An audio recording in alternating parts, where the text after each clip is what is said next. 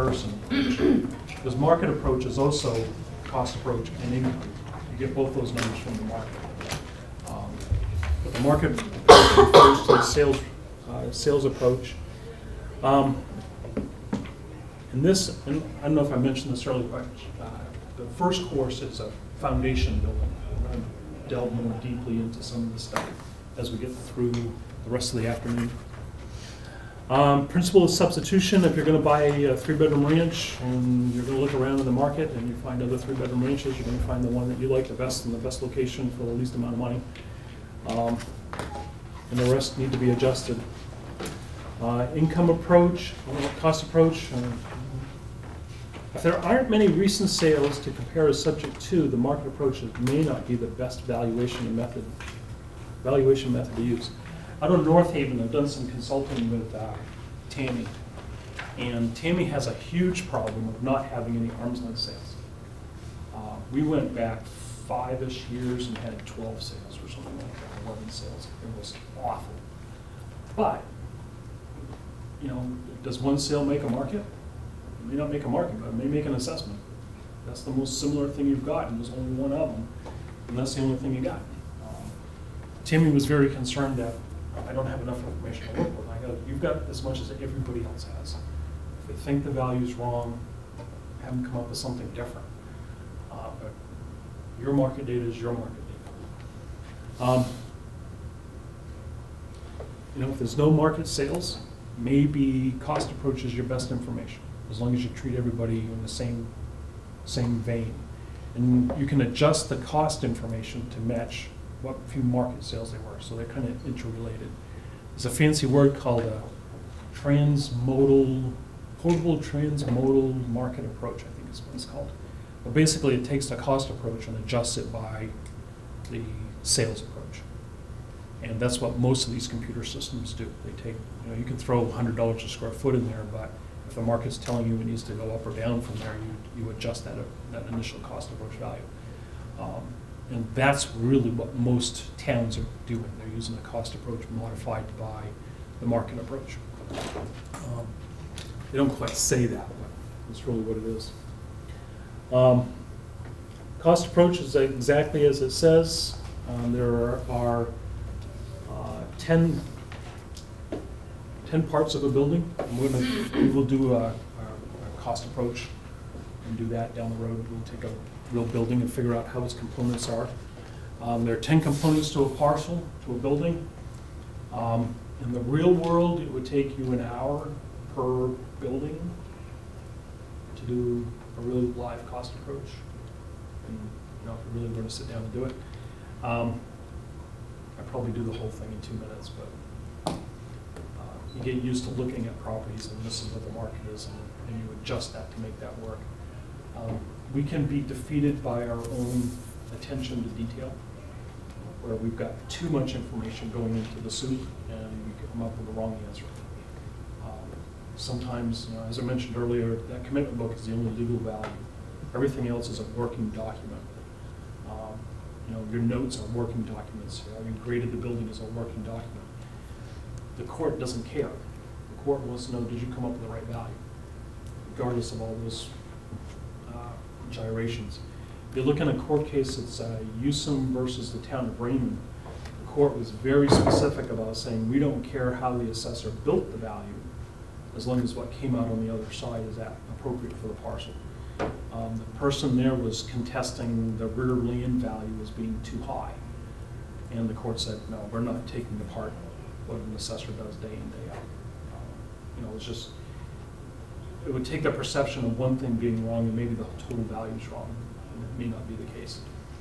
So the court was very, very receptive to that. Depreciation, the assessed value of the property will typically be lowered each year. Do you think that's appropriate? Lower value each year just for depreciation? I don't think so. If a market's going up 2% a year, why are you knocking 1% off the bill? Eventually, it's going to be off. So that vary though with mobile homes, they're kind of a strange beast. They are a strange beast. I've heard of recent, is that the financing for a mobile home over 10 years has become more difficult. I thought it was 20 years, or used to be, but I've heard tell that that's been restricted out. I don't know if you've heard anything like that. A 10-year number? I haven't heard that. I haven't heard it from a banker. If that's true, then we're going to end up with mobile homes that are being depreciated in the aggregate. Land and buildings come up to market value. So if they're selling for 80,000 and the building's only worth 10, that makes your land 70. But if your market's telling you the land is worth 50, then where's the other 20? So even though I can't get financing, there's a miss in there somewhere. So we would end up undervaluing modular mobile homes based on depreciation, but not based on market. So there's a little bit of a trick there. Because if you overvalue the land, you're not treating it consistently with other land parcels. So the difference has to be in the buildings. In simple math. If the total value is 80 and the land is 50, the buildings are worth 30 regardless of what they are. So there's some sort of a marker in there somewhere. If you go to a mobile home dealer and you take it for a trade-in, they're going to give you $3 grand because that's what it costs to haul the thing off. But it might be worth more sitting there. So, and that's problematic. And that's been true since the first day I've ever done this. It doesn't match up. 3 kinds of depreciation: physical, functional, and external. What's physical? 37 if you're following along. What's physical depreciation? Is that the loss in value of them from the area around it, similar to a physical in the previous? No, physical is in the building itself. Okay. Like tear, Worn carpets. Worn carpets, Broken old light windows, fixtures. broken lights, Okay. bad deck, garage falling down, Roof is needs a starting new to leak. roof. So that's physical. Okay, so that's not counted as functional, even though the function of the roof. Okay, I see. I'm seeing Yep. it. So functional would be like my house is, the floor plan is foolish for that kind of square foot.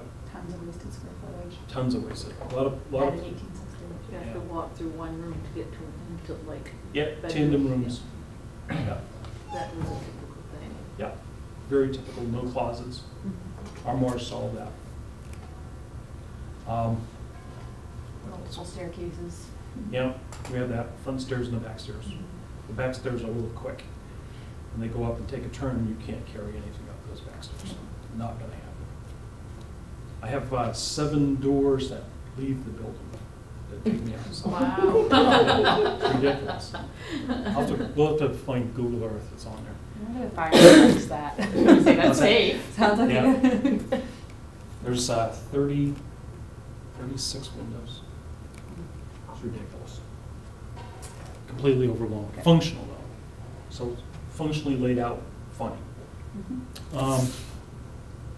Outdated, modern, with super adequacy could be the other way. Great rooms. People are building great rooms. Some places. There's a cookie on here. People are building, 400, 500 square foot great rooms. Or it's a fireplace at the end. And there's one in Union. It looks like a barn from the outside, but it's a brand new building. And it's a great room. It's got a fireplace at the end, and Cathedral ceiling. yeah, it's a great looking building, but there's probably 100,000 to build it, but it's just a one room. It's a super adequacy. What do they get from that in the market? It's for sale. We'll find out how much compared to those to the building permit. Other super adequacies. Tall ceilings. That's not really, could be functional. That's really super adequacy. Wow. Oversized decks. People with 2,000 square foot decks. Who cares? If it's made out of that plastic stuff, it's very expensive, but. Not earning that kind of value in the market. Right, it's not going to return that kind of value. Super adequacies. How about super efficient construction, like when they do the really thick? Yeah, that could be a super adequacy. The market may not return cost for dollar cost on that. You know, maybe you can heat it with 2 cats, but you know, who cares? 4-car garages where 2 cars the norm. Could be one. You know, too many buildings. Super adequacies. And super adequacy may be a big deal for a $200,000 house. It might be normal for a $1 million house. So there's not only just what it is, it's where does it place in the market. Years ago, when I did an appraisal for a property in Chelsea, a guy had like $10,000 worth of decking, and there was a path all the way out to another, you know, a bridge deck to another deck, and I don't know. And the mortgage company said, you have to put that in your appraisal report, or we're not going to use you anymore for appraisals. And I said, okay, so I put it in the appraisal report, and I said I put this in at the request of the property owner, however, I request of the lender. However, I don't believe it adds any value to the property, and we never did another job for him. I don't know, I guess he didn't like me. So. But that was one of those things where it's just a super adequacy for this split level 3-bedroom, and nobody had that kind of decking in a little subdivision in Chelsea. And we didn't do work for them because Dad and I said, we're not going to do work for people like that. We're not going to send you any more work. Go ahead. 30 years later, you're gone, we're still here. So, external obsolescence due to outside the property. We were discussing earlier is the lack of power and external obsolescence. Electric, you know, CMP or Maine Hydro, whoever it is no power at the roadside and external. And it could be. Maybe there's a loss in value to the land because there's no power at the road. And the cost of getting power 1,000 feet further on is probably pretty prohibitively expensive. So that could be external. What other kinds of externals? But going along that, we have people who buy land and then to get power down to that parcel costs more than the actual parcel. Yep. Easily, more than double. Yep. And technology is allowing solar to be somewhat of a bridge there. It's cheaper to get solar than it is to run the power. Really difficult, high traffic volume right there. Yep. Or commercial being right next to industrial stuff. Yep. Or vacant properties that aren't maintained. Yep. Some parcels, some land parcel, residential parcels, I imagine down your way, where you do not want to try and take a left out of the building. Mm-hmm. You take a right and you circle around. We have some external obsolescence on a few because of Yeah. that. Yeah. Or the residential is surrounded by commercial. Mm-hmm. That was the last parcel kind of thing. That definitely, no, maybe, and maybe, you know, in a $200,000 property, maybe the land is 190 and the building's 10, just because that's what land goes for in that neighborhood. Yeah. Yeah. But just because of it's flipped. That's where appraisers, we talk about in use map, doing highest and best use, doing a proper analysis on that kind of property. What would it take to convert it to a dentist's office or massage parlor or marijuana retail or some foolish thing or something? Just never know what that parcel actually is worth. Other externals. I think you can include traffic in that and power, traffic patterns. Judy's been looking for houses down in Biddeford because that's where the granddaughter is now. And she looks at some of these parcels. She's gotten very astute at looking at pictures and going, wait a second, here's a 1.5-story New England Cape that is sitting next to a 3-story flat top with an apartment right next to it. And she said, I'm not going to buy there. I go, well, there you go, that's external. So where it's positioned in the property.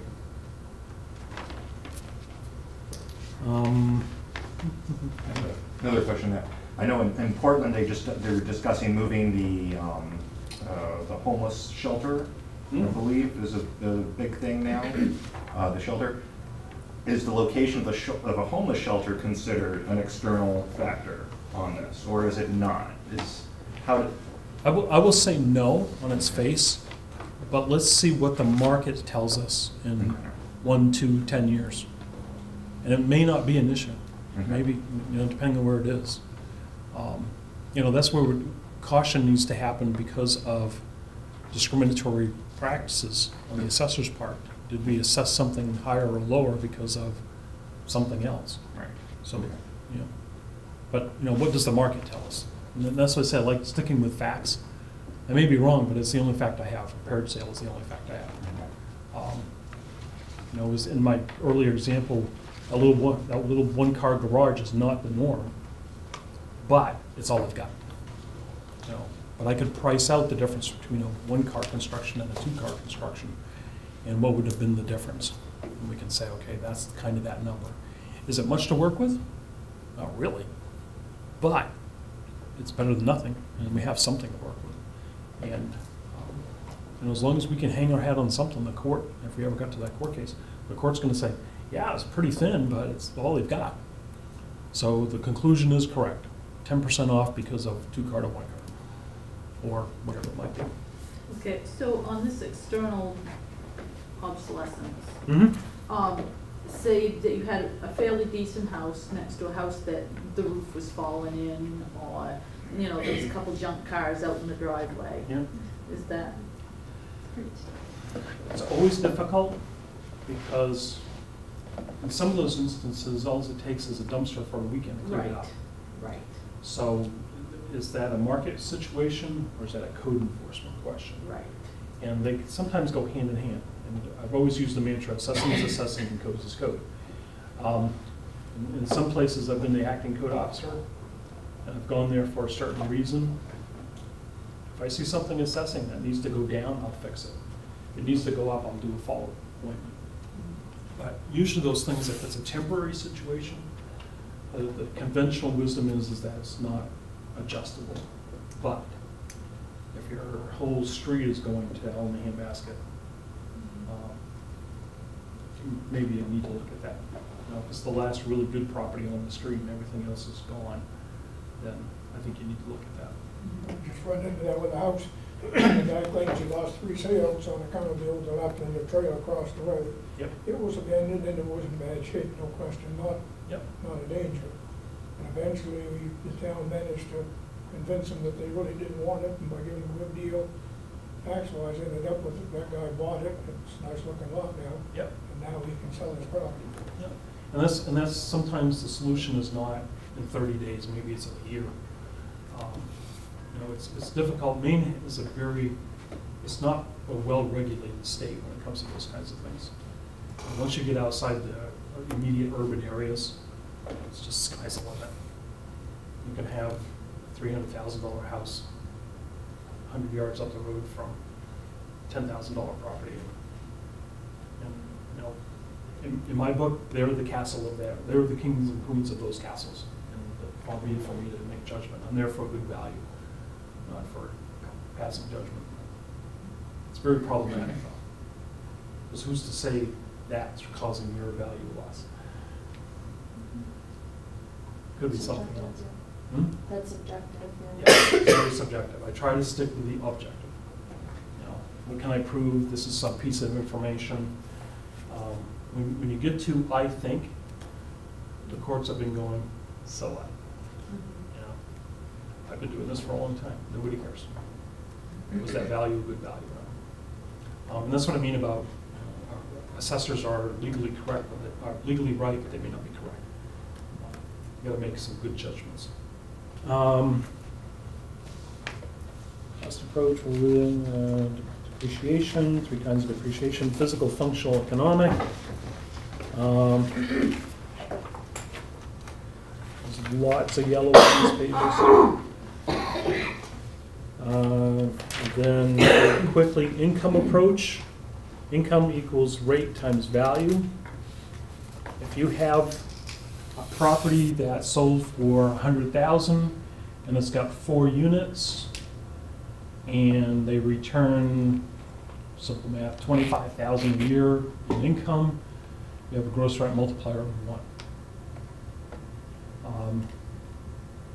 It's down and dirty It doesn't talk about other things about the property, such as depreciation and other things. I use a GRM kind of that simply. Sale price divided by the rents, and I get the rents because I went, how much do you pay for rent? Oh, I have a 3-bedroom, so it's $800 a month, but, you know, I'd like to get a 2-bedroom because it's $600. Good to know. And you do a quickie GRM. I found that most apartments in the Union area are right around 42,000 per unit in the market, except for the 2-unit that just sold for 170 and totally screwed up my theory. But it's a 2-unit, which is different than a 4. It's a duplex, 4 and or not 6. counted as Yeah. a multifamily. Yeah. An owner-occupied duplex will usually return more in the market than a straight rental duplex, usually, because there's inherent tax deductions that go along with that property. Owner can also do all his own work on the rental units, and it really saves a lot of money. Yep. Because if you have a commercial building, you need licensed plumbers and electricians. And Yeah, but even if you're renting that out by the state codes. you're supposed to at least have a license to look at it. Yeah, the license has to look at it in order to connect to the grid, but the license does not have to do it themselves, as long as it's an owner-occupied building. But I don't believe you're local correct on that. code, Yeah. a local code in a commercial unit, that's not true. They're going to do all the work. I think if you've got more than 4,000 people in your town, by That's the MUBEC. MUBEC, okay. Yeah, that's a If different. If you're gonna rent it out, I think you've gotta, That's a different thing too. Yeah, he doesn't have 4,000. right. In Warren, I've got 3,850, not including the Maine State Prison, which is another 1,000.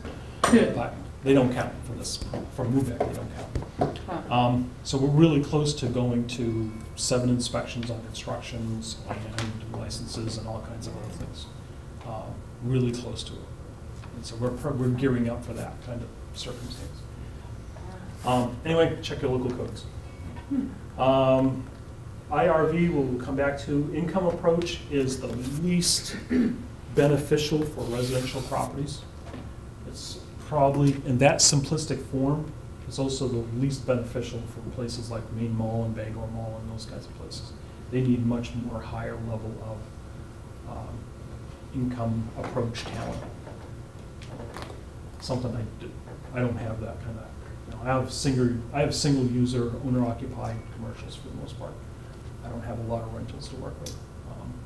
But I do have apartments that sell. And that's very consistent, 42,000 units, unless they're really bad units and they're 35, but we don't see much above that. Come to that.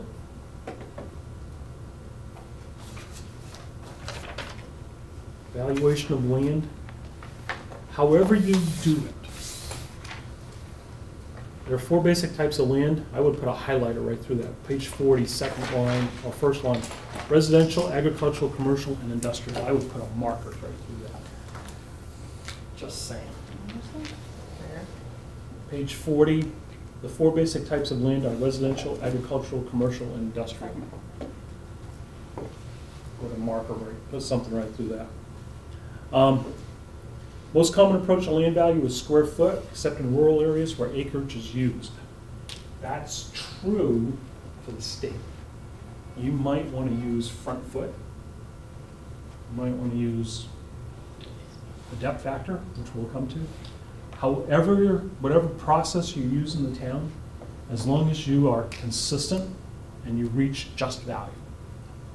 So if they're all selling for 100,000 and you want to use acreage, or if you want to use front foot, or you want to use square foot, as long as you end up with that number at 100,000, whatever your town is, that works. Consistency, easy method. You print it out, here, Mr. Taxpayer, this is how we did it. Oh, how do you know it's right? Well, we don't know anything's right, but on average, I'm right. On average, I'm right 90% of the time. That's how I look at it. So however, but again, however you know, if you want to do waterfronts, in the systems I use, I've adjusted the base acreage and manufactured a waterfront land value for 100 by 100 lots using acreage. You can use front foot if you want. I tend not to use front foot because you're always gonna have somebody come in and go, it's not 100 front feet, it's 99. You must be an idiot, because you got it way wrong. No. 100 by 100 is a quarter of an acre. Quarter of an acre. And then you get those water frontage that does And this. Or how does that make it, you know, in Peninsula, you know, lots that are waterfront lots that stick out into the lake, oh, I've got setbacks all the way around. I go, yeah, but you got the best lot on the lake. But you can see north and south and east and west. Well, I can't run around naked on my property. Well, it's still not a problem, but you need to know. Most of us. Yeah. You know, we don't have any privacy. That's where that joke was going. Maine Constitution, Article 9, Section 8.2, the legislature shall have the power to provide for the assessment of the following types of real estate whenever situated in accordance with evaluation upon the current use thereof, in accordance with such conditions as the legislature may enact. Farmland, open space, wildlife, and waterfront. So the first one is farm space classification and tree growth. The second one is open space, and C is also in open space, and D is waterfront land. So you see why we able to, as assessors, you can make money doing this, because you have to decipher all of their hieroglyphics. Tree growth is current use. As you know, it's the one we probably see the most of. If you've been working in town more than 20 minutes, you've probably seen a tree growth application. Needs to be completed by a forestry, needs to be updated for compliance every 10 years. Needs to be not signed by the property owner where it says forester. More than 10 acres? Has to be 10 forested acres. Or what if the 10 acres has been clear cut and the plan is to say, we're going to clear cut the 10 acres and we're going to let it grow back. You just have to reclassify it. It's still 10 acres, it's still tree growth. It's just that in the plan it says, and that's what I would call up and say, yeah, if it's over 20, you're going to get a forestry permit. But you can clear cut something within the rules and still be in tree growth. It'll probably grow back fairly quickly because they had to do something to the land. Farm space, minimum acreage is 5 production acres. Needs to produce at least $2,000 a year in income or value. So if someone's taking $2 grand a year off their 5 acres and they're giving it to the horses and putting it on their own table, that probably qualifies. Not something I'm going to fight about too much because my rear land acreage is not so different from the suggested acreages. Open space has a minimum acreage of none. Yeah. There's no minimum acreage for open space. And then that is, again, based on what they're putting the property in. If they're going to put a parcel into open space, there needs to be some sort of public benefit. I call it the wow factor. You drive by and you can look over it and you can see Penobscot Bay, then there's probably a wow factor to it. If there's a house sitting into it and you want to do open space all the way around their house, well, maybe not. It is very judgment on open space. The state has said in their literature, you need to do an updated tree growth plan, or you can switch to open space. It's not quite what the statute says. The statute says you can switch to open space if you've applied for open space and been accepted, not or switch to open space. However, there are parcels out there that never should have been in tree growth in the first place. So I've relaxed my black and white read on the statute and said, state's moving people towards open space because they probably should have been in open space in the first place. And I'm not going to worry too much about tree growth. If you do switch from tree growth to open space, there's a 10-year look back on the tree growth penalty. So you can't switch to open space and then the following year take it out. You're still going to be subject to a tree growth penalty. I didn't know there was a I time. thought not, yeah, I was looking at buying It's 10 10 years. acres a couple of years ago and I thought we were, Yeah, that was there's no way around going that. around. Yeah. Hmm. So that, Didn't seem right. So if you switch from tree growth into open space, and then wait 10 years, and then you can, and then you're subject to open space penalty, which is different from a tree growth penalty. But the tree growth runs out, it would have expired in that 10-year window anyway, where you would have not had the penalty for that, right? If No. you didn't No, take you it, always- there's always gonna be a penalty. There's a You 10-year, just renew you it. switch to open space, there's a 10-year time frame. Not switching though, just with tree growth in general, it's a 10-year kind of commitment thing and you renew it every 10 years. Yep. So if it just expires, your 10 years is up, and you decide There's a not to trigger renew penalty. it, you There's still a have to trigger pay a penalty. penalty? Okay, Yeah. because it's coming out of it. So It's it's coming whenever out it of comes it. out of it, regardless of your time frame. Right. Okay, Yeah. I think I wasn't clear on that. And there, Really? Okay. and there was two different types of open space though. There's Several, there's more than Mm. Yeah, there's quite a There's few. the one where it's restricted, like you don't allow anybody on, Right. and then there's So one that's. permanently protected and forever wild needs to be deeded to a land trust or somebody else. You can't control your own destiny there. And I mentioned earlier about putting a deed restriction on your deed that you can take off. If you are going to get forever wild and permanently protected, it has to be deeded to somebody else. Who's gonna be the steward of that holding. So if you're Rock Island Garden Homestead Corporation, and you kind of deed that to yourself, basically, because that corporation is supposedly never gonna end, because it's family members that you're born into the family. Right. Only, like, you don't marry into the family, Cut you're your born hand and into you have the to leave a family, print. and will eventually get that land, Right. so it will be forever. So if they put it in, who can take it out? Nobody. Why? It's a corporation, and they'd have to have all the landowners agree, but Right. it's a corporation. But it still could be taken out. Really? Yeah. Okay. So. How would they do So that? if I've got 20 acres and my corporation says, I'm gonna put a restriction that says one house only, and the rest of it's an open space. If I provided that easement, I can take away that easement Mhm. at will. If I'm a property owner and I deed off the 18 acres to the Georgia River Land Trust, they then have to deed it back to me. I'm no longer in control of that 18 acres. I've deeded away those rights. The fee simple bundle of rights are deeded away.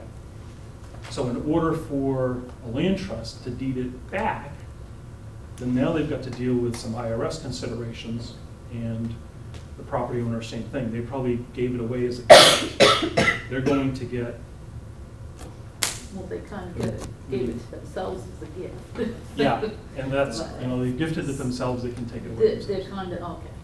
Yeah, so that's not an easement. Okay. It looks like an easement, but it's not a permanency to it, unless they've deeded it away, and that's in the statute, actually. Is that forever wild and permanently protected has to go to somebody else. That's gonna be, a duly authorized land trust of some sort. But you can do regular open space and public access. Mhm. And you can do that just with an application. Right, because you check off boxes, basically. Yeah, you have a reason for it. So,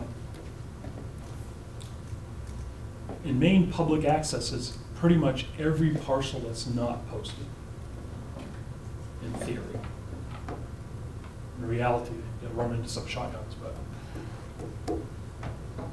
So how is public access a deduction? I don't know.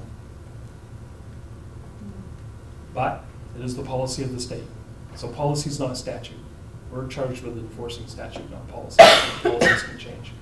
Policy with tree growth has changed. Governor LePage has said, thumb down. Some of these parcels that are in tree growth shouldn't be in tree growth. Agreed. Agreed. So what's the solution? Or you can switch to open space. Okay, that's a policy. That's from above my pay grade. If somebody's in open space and tree growth and they want to switch to open space, I'm probably going to just let them do it. Even if they don't qualify for open space? It's not what it says. It says if you're in tree growth, you can switch to open space. It doesn't say if you qualify, you can switch to open space. So the state website is saying, move them to open space. So then they move to open space, but they don't allow access. So it's just open space, regular open space, 20% or, I think it's 20%, 25%. I don't remember, I look it up so I know. And then public access is the other one, 20 or 25%, so it's 45% off. But if they have a house on the property and it's going to tree growth, or going from tree growth to open space, it's probably not that big a deal. You know, so you're exchanging $400 an acre for tree growth, which is the state rate, roughly. And let's say you're only assessing at $1,000 a back acre, you're taking 45% off. So it's going from $400 an acre to $550 an acre. Not enough to worry about. The magnitude of the problem is not that big.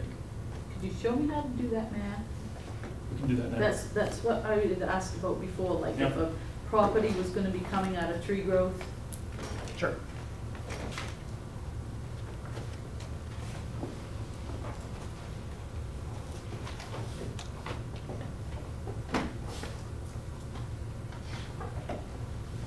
Keep this pretty simple.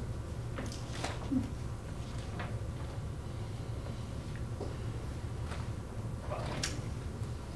20 acres. So what's the penalty for tree growth? It's in your book. It's like 20%, well, there's a rate though, right? 30% if they've been in the program for 10 or fewer years, 20 if they've been in for 20 or more years. Well, Okay.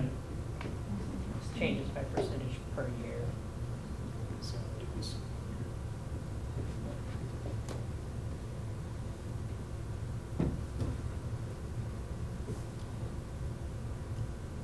20 plus, it is 20%. Okay? So this parcel's in tree growth, it's 20 acres. It's all in tree growth.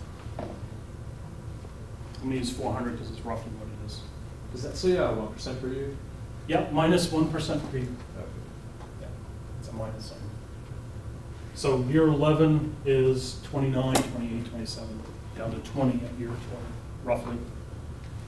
I'm not going to quibble if someone says, oh no, this should be 20, not 19. And okay, I'll use 20. So, not going to quibble too much. So this parcel's at 400 an acre. It's 20 acres.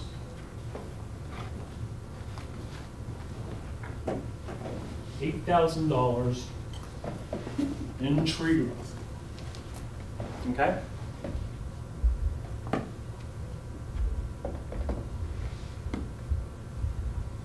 Zora doesn't work here anymore. Scott. I'd like to get rid of that monitor, but we may have to do something foolish.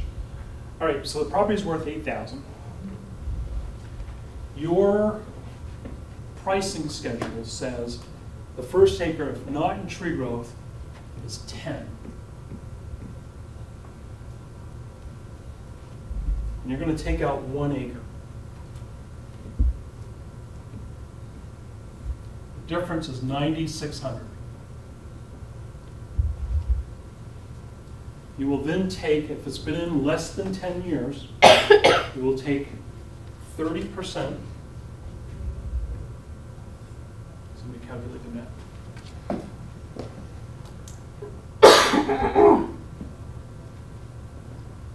It's been in less than 10 years. So 2880. 2880 is the penalty.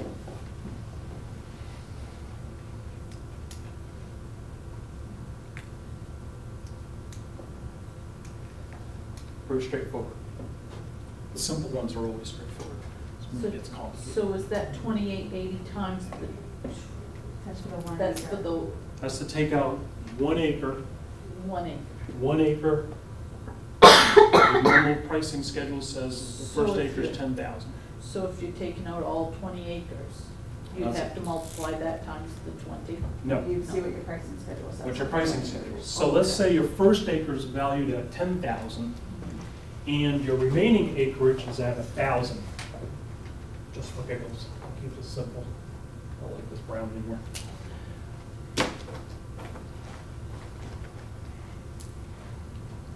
So let's say the rest of your parcel's at $1,000 an acre. So we have 1,000 times 19. And our regular value was 10. I can't get rid of this. The break it, I bought it, so.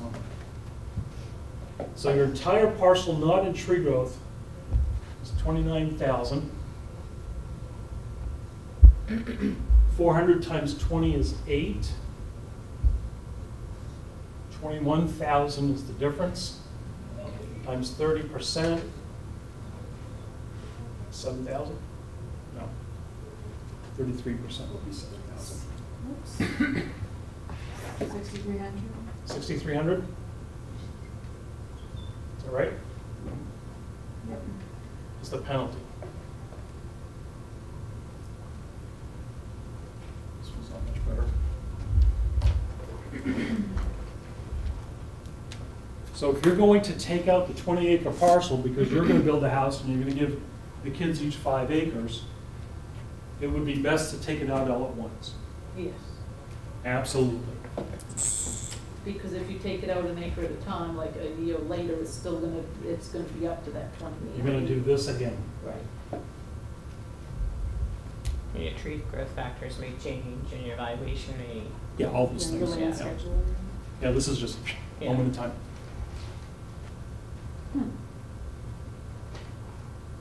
If you sell the parcel, so let's say your total valuation is 10,000 plus 19. Let me see. 10,000 plus. It's a $29,000 lot. Yeah, I'm trying to remember where I was going with this. The train just jumped off the tracks. All right, so you've got you've got 2 acres out, and it's assessed 10,000 plus 1,000, 11,000. And you're taking out the rest, it's 18 acres times whatever that penalty is. However, so if you want to take out the second parcel before you sell the property, 1,000 minus 400 is 600, times 30% is 180. Right? Yep. Penalty to take out 1 more acre is $180. And then tomorrow you sell that acre. It's out of treatment. The penalty is 180. If they sell the 1 acre, and then they come in and go, oh, I sold an acre a month ago, I need to take it out, 2,800. You want to help property owners by saying, if you're going to sell any of this land and you already have a house on it, if you're going to sell any of it, you need to take it out in advance of the sales. Because once the sale occurs, I've got a non-conforming lot, a non-conforming tree growth lot, and that's the penalty. Because you've changed the use. Take it out in advance, it's a cheaper penalty. And then sell it tomorrow. I don't care what you do with it tomorrow. That's helping a property owner out, getting in the right order. Once it transfers, I'm in stock. So if they sell this property and it's 1 acre and it's in tree growth, who's responsible for the penalty? Under statute. But we're gonna have it to whoever owns it, right? Yeah. Seller. The seller. The seller's responsible for the penalty if it's less than 10 acres. Because they're removing it from their tree growth plan and not creating a new one. Right. They sold a non-conforming tree growth lot. So the seller's responsible. If the seller sells 10 acres in tree growth, and these people say, we're going to build a house on it, we're going to take it out of tree growth, that's on the buyers. So if it's under the 10 acres, seller's responsible. If it's over 10 acres, the buyer will be responsible. Don't they have, even if they bought the 10 acres in tree growth, don't the new buyers have to renew the plan or update it into their name within a year anyway? Correct. So in this example, actually is the lousy example for them to talk about, if they have a house on it. So the buyers have up to 1 year from purchase date to re-enroll the property in tree growth.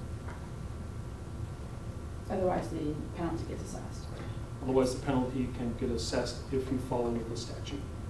And so 150 days prior to expiration, you need to send them a certified letter that says you have, I think it's 150, it could be You do it 100. 3 times too, don't you? You have to send them 3 different. Yeah, it's step. But that's not gonna be on our test.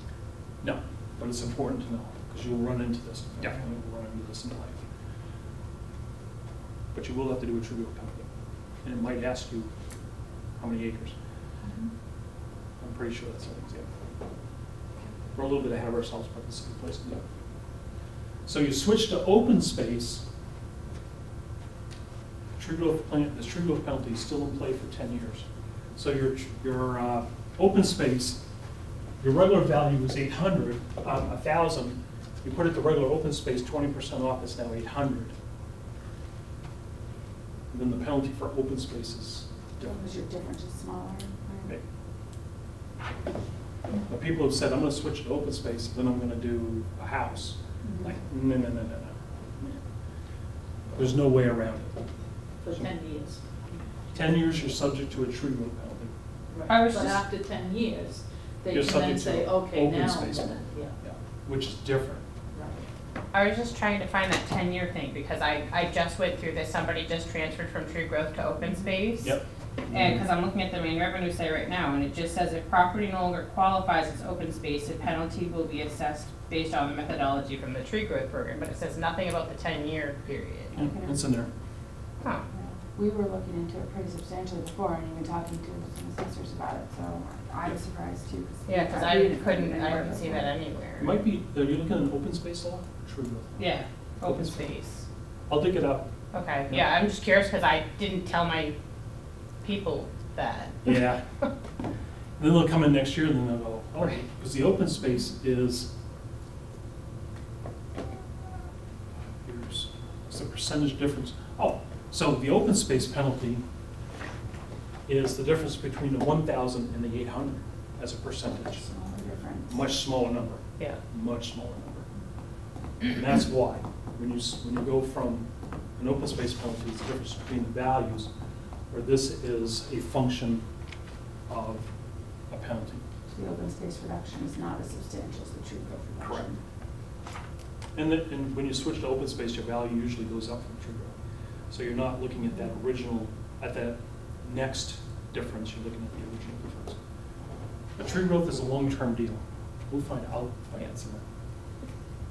Caught me by surprise. There's not a Yeah. second, and not a second thing for tree growth, like you either do it this way or this way if it's been, the amount of tax or- dollars you've saved over. Yeah, that's right. The Okay. or this way, it says the higher of the two. Okay, this is always higher. This is always higher. Perfect. You did not save this much in taxes.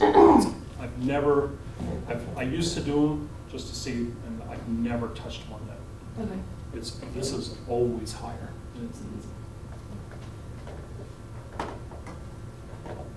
Always. Little town of Friendship, before I started working with them, would then take this number and multiply it times the mill rate. And they came up with a different number, $28 to get it out of tree growth. What are you doing? Oh no, it says multiply by the tax rate. Show me.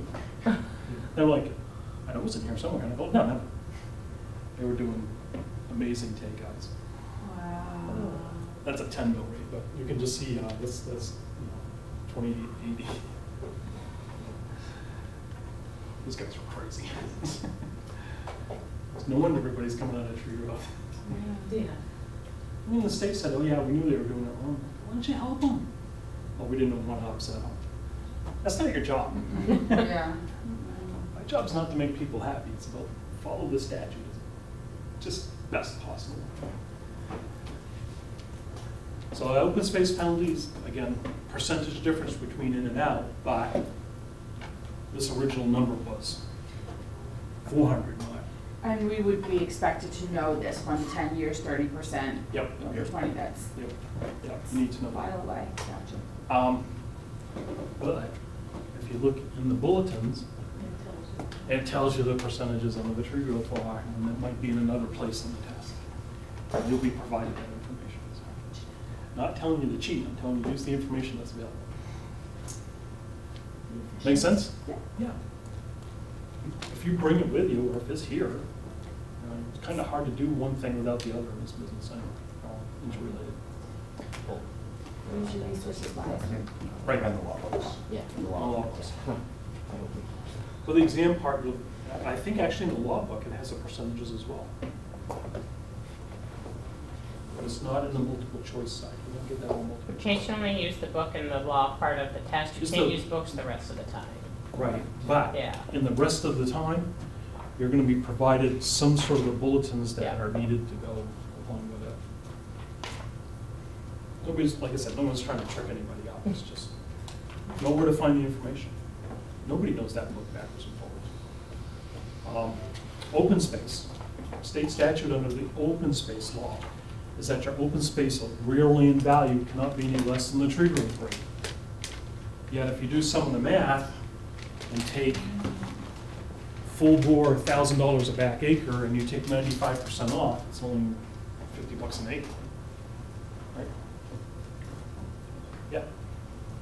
But state statute under open space says the open space value per acre can't be less than the tree growth rate. Which tree growth rate? That's a good question. It's at least the highest one. They're all within $100 of each other. So Yeah. three something. I'm looking at this and I can almost get to tree growth rate just by going managed forest, open space, and open space. Right. So Because where it's- does the managed forest part of that work into the open space law that it can't be any less than the tree growth? Mhm. But you could be in a situation where you're taking off from your $1,000 a back acre, taking off open space and only managed woodland. So you're only taking 30% off. That's 700 in this example, Mhm. but you could be as low as 4. Well, right, I guess the base rate per acre is 450, and for hardwood, it's what, 270, or something like Depending on 270. where you are. Right, so where I'm at, it's actually incredibly close. It's like $50 off an acre. Yeah. And I round off to the nearest 100, so. This is why we get the big bucks, because it's complicated. So tree growth rates are set by the county for. By the state. By the state for each individual county Correct. annually. Yep. So this is what all of And Cumberland that's in County that uses for the bulletin. tree growth. That's That's also in in the the bulletin. bulletin. So I was talking to them a few years ago and said, you know, listen, Lincoln County, Waldo County, Knox County, we're all gonna sell it to either J, which is a hauler, or we're gonna go to Robbins Lumber. Maybe the county needs to be on a more general basis. They went, that's a good idea. So they cut down the number of separate, every county had its own number. I said, you know, I bet York County's not much different than Cumberland County. And they went, yeah, that's probably true. So you'll see this regionalized. If you look through the per acre valuation list, there'll be blocks of them that are much the same. Don't ask me to explain the tree growth values, because it has to do with wood and lumber and how long it grows and what the projected market is. It's a big fancy income approach is really what it is. But we don't need to know that for our purposes. When somebody harvests, Yep. are they required to submit an updated tree growth plan? Not necessarily. The tree growth plan includes the Following the harvest plan. as part of the plan. Right, but once they've harvested, It'll be in the tree growth, it'll be in their plan. right, So if if the forester and the property owner decided right around year 5, they're going to do a 20% cut or whatever it is, then if it's over 20 acres, they're gonna need to fill out a forestry notification form. right, And on that, it says, is it in tree growth? Yeah. And the towns get a copy of that. yeah. I'm trying to get them to add map and lot to that But their plan notification. might just say 20% cut at year 5 and another 20% cut at year 7. It Yep. might be just all incorporated in the same plan. Because what we're doing is when we get those notifications, we send out a notification saying, hey, we've received notification that you've harvested. If you have an update to your tree growth plan, please submit it. But I don't know if we need to do that. I don't think you need to do that. Okay. Because we're not required to have the plans in the first place. Right, So okay, I trust the foresters. yep, The foresters are at the point down where I play. They'll call me up and let me know that our parcel is no longer in compliance. And it's real funny because the property owner will come in and go, we were thinking about switching to open space. I go, yeah, I bet you were. Because the forester's already been in here and said you don't qualify anymore. And I'll get some people that are out forester shopping. And there's a guy in Newcastle said to me, he goes, the forester wouldn't wouldn't recertify my plan because I didn't follow it, so I'm gonna get somebody else. I went, don't bother, you're done. He said that to me out loud, and I went, are you kidding me? He just told me you didn't qualify. So that's what you do, because I've had Forrester tell me that a place is not complying, and Right. that was the last time that she was gonna sign off for a Yep. plan for them. They got so- somebody else? Pardon? Did they get somebody else, or they just have? I'm guessing, you know, when you approach the owner, Rogue Island, and say, you know, are you complying with that?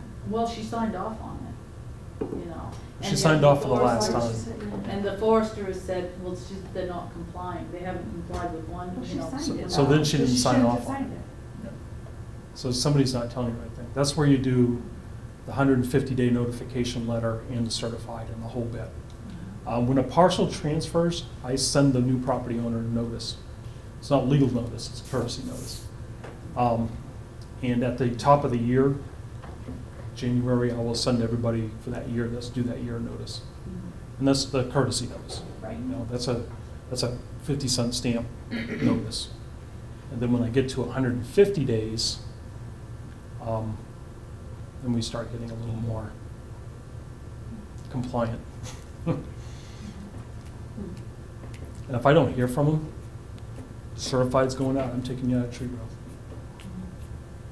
I've done the courtesy. The assessor's call. Yeah, I've done the courtesy, I've done the certified at 5 months, 150 days, and I'm sending them a letter. I have not heard from you. You are being removed from tree growth. I usually get a This is what response your then. penalty will be. And this is what your penalty will be, and I usually get a response pretty quick, Plus the $500 supplemental fine. if you so chose to. So what do you do if Oh, they that's then right. say, well, we're getting a new plan, or we're getting a new. Yeah, so the order of battle is, the law starts at 150 days. At the end of 150 days, you have another certified, here's your $500 penalty, and you have 6 more months. 6 more months. Yeah. And then you're taking them out. At which point, that $500 does not go towards your 2880, that is in addition to. Plus. Yep, great. Now you get 3,200, now they're really mad at you. I go, well, that's on you. Do you have to assess or add that $500 fee in? Is it, okay. I tell them right up front. The state's really cool, they get a form letter. And I'm just smart enough to go and copy paste. I'm not gonna reinvent that world, but it's there. But all the tree growth people are getting a consistent letter by doing that, and that's easy. And they're getting clear directions on, this is what you Right. need to do. There's no, oh, I didn't know any better. This is, yeah. If you read the State Board of Property Tax Review decisions, there is no sympathy whatsoever. A day late, 100 years late, you are done. Oh, I'm sorry, I had this or that, no, we forgot, and they're like, man, we don't care. So I followed that lead. Mhm. You know, my court, they're an appeals body, they're making a decision, you're out of tree growth, you're done. Where do I appeal? You appeal to the State Board of Property Tax Review, but here's the latest one. You can read through that. Have your attorney call me. Usually I get a check. Who do I make the check out to? Town of. I need to put in my contract, and I get a percentage of the tree growth penalty, which is a conflict of interest. So in a nutshell, that's a tree growth penalty. There's also farmland, and farmland penalty, 5 minimum acres, 5 production acres.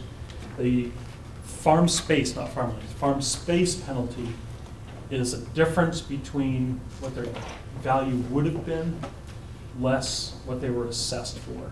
So if the value would have been 600 and your farm space for pasture land is 400, the difference is 200. That's times the tax rate plus interest. I think I have one of those too. If you really want to see that one, I'll give you a copy of the, I wrote a little Excel thing, it's pretty straightforward.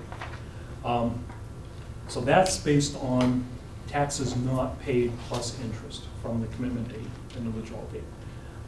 Don't have too many of those. Do you think that's likely to be on there too? That could be very likely. That is something. Little something about farm space. Registered farmland is a different deal altogether. That needs to be registered with the county. If you go into, like in Knox County, you type in farmland, and that's also a statute. And it'll come up as the parcels that are in farmland. So, but there's nothing in the future about that. So registered farmland is different from farm space.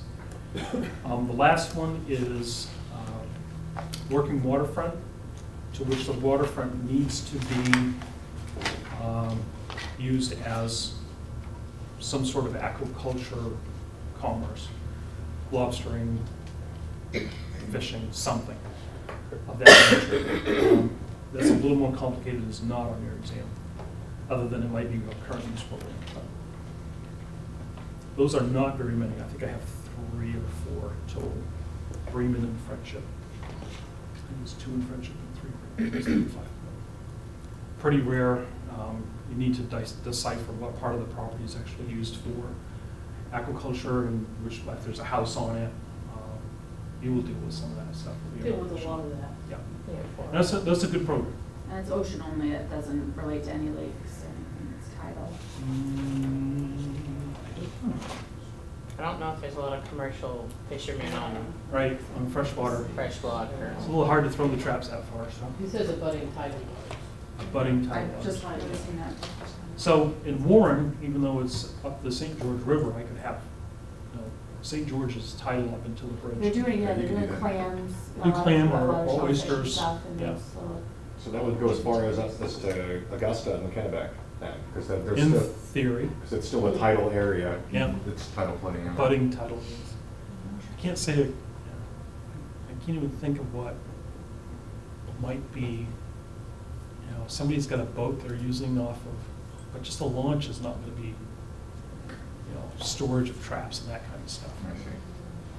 It's pretty far to go from Warren to the ocean. It's quite a ways. And there could be easements on that. I do have one of those. Working waterfront parcel also has a state easement for forever working waterfront. So it's not just their use at 45% or whatever it is. It's a full deal all the way down. It's a pretty good deal. They got $120,000 for permanently protecting their own dirt in tile. Use the rules or abuse them. Working waterfront farmland, we may have about 5 contiguous acres. On page 41, to qualify for this program, a parcel of land must contain at least 5 contiguous acres.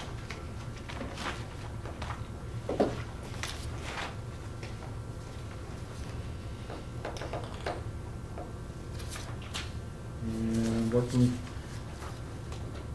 I can tell you my open space and working waterfront on 44, historic and scenic properties, evaluation resources, summary, none of that is highlighted. Up to page 46, the valuation process. And we will answer the class problems. Valuation process, I'll touch on that. We're going to go more in depth on that probably tomorrow. I'm hearing a rumor that the law is on Wednesday. I don't know that yet, but that's what I'm hearing. You'd think I'd be the first to know, but. Preliminary service data program. Go out and gather the data, region, city, neighborhood, specific data, things about the parcel. Data analysis, that'll come straightforward. That's where you gather your data. Cost approach, market approach, income approach. What did you come up with?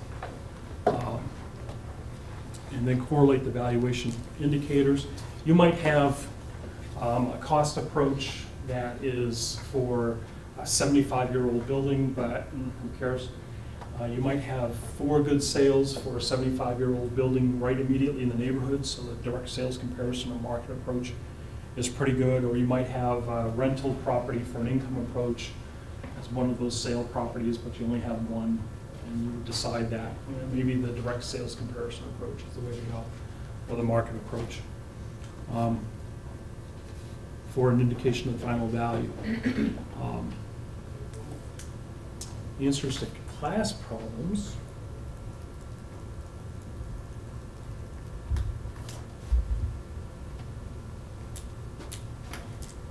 Placement of the property.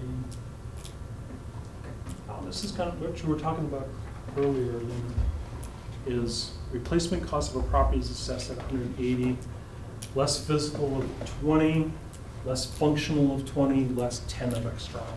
Yeah. So that'd be your It order. breaks it out a little Yeah. bit clearer for you. That's a little more clear. So Yeah. that's the order of battle: physical, functional, external. Tree growth, calculate the withdrawal penalty. I'm going to do this one again. Use their numbers so you can take it home and study it tonight. So know that's all you're going to do the rest of the week.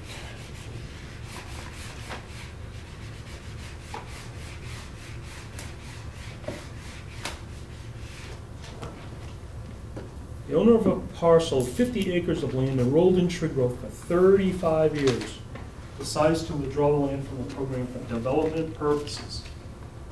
The assessed value of the land in the municipality is $2,000 an acre. The current value of the land of the tree growth property is $450. Oh, we didn't talk about certified ratio. We'll wedge tail that in here. Okay, so he's got 50 acres.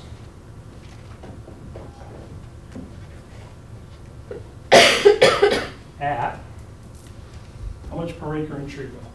Actually, let's go before that, 2,000 an acre out of tree growth. We'll be able to do the math easier. Equals what? 100,000. 100,000, not in tree growth. Yep, 50 acres, and he is at $450 an acre.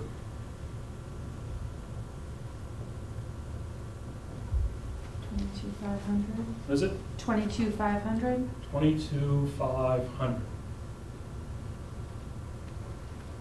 There's no adjustment for certified ratio. There's not. We'll come back to that. The penalty is how much for being in 35 years? Don't look at the paper. 20%. 20%. We take the difference, subtract the 2, is what, 78, 77.50? Right. 15,500. Times what's the percentage? 20%. Does that come out to 1550? Mm-hmm. So they did it a different way. Something like that. No offense intended to whoever wrote this, but I like mine better. Do you have the same thing? It comes out to the same thing. So value totally enrolled, totally unenrolled, less the enrolled value gets a difference times 20%. So they did 20% times 50 acres times the difference equals 10. I'm sure the math is I right. don't know where they got that. It looks a little cumbersome. Yes. It's a lot easier. Yeah, yours is a lot, it makes much more sense. Oh, I see, they just combined these, Yeah. they just Yeah. did like half the problem. I'm a little more simplistic. I think it's a little easier to follow. My math teacher would cry at me if I solved the problem that way. This way? Yeah. Yeah. Good. Too many places for it to go wrong. Mhm. You know, This is more total tricky. value less enrolled value gives you a difference times the penalty gives you the penalty. Mhm. A little more or less complicated because I speak Mainer. Mhm. If your certified ratio is 80%, And it's 80% of 20%. no. So if you're at 80%, you would take 100,000 divided by 0.8. So the certified is taken off the top. Off of the value. Right. Right, before anything else, okay. Right. That's 80,000.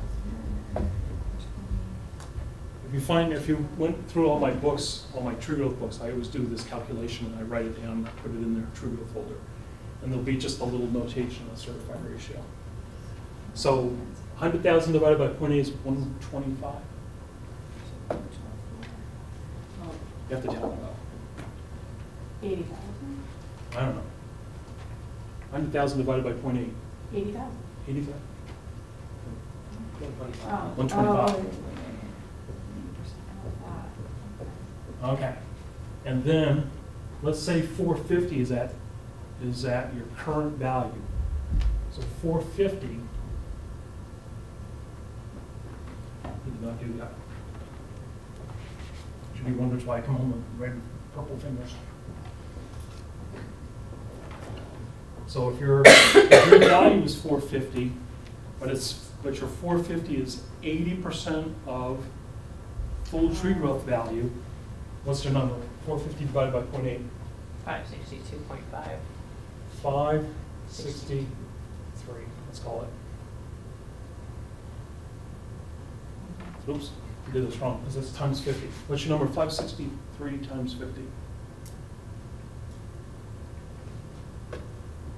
2,815. 1,000. That's more than that, it's 20, 28, 125. 125.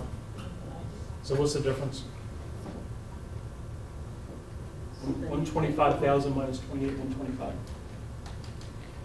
96,875. 96,875, Yeah.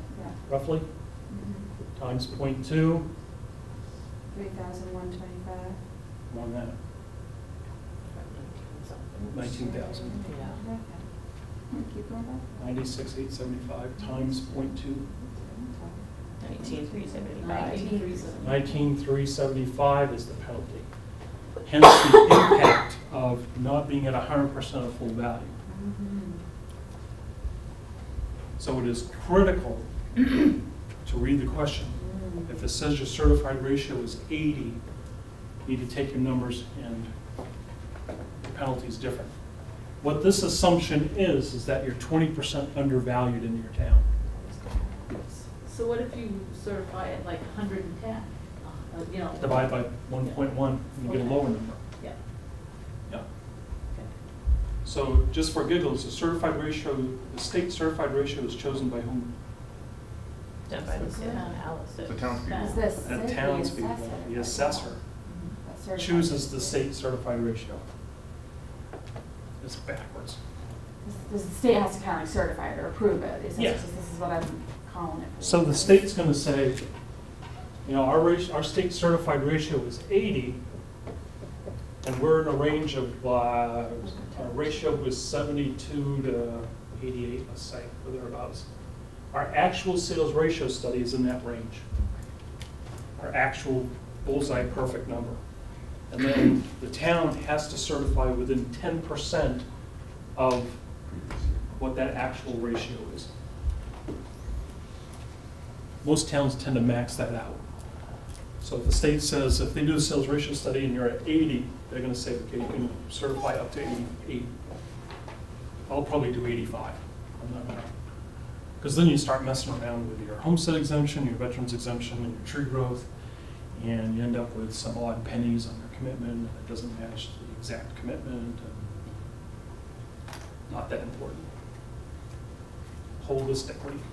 I think for the last 4 years, we've been at 100% certified ratio, and I don't think we have any intention of moving past that.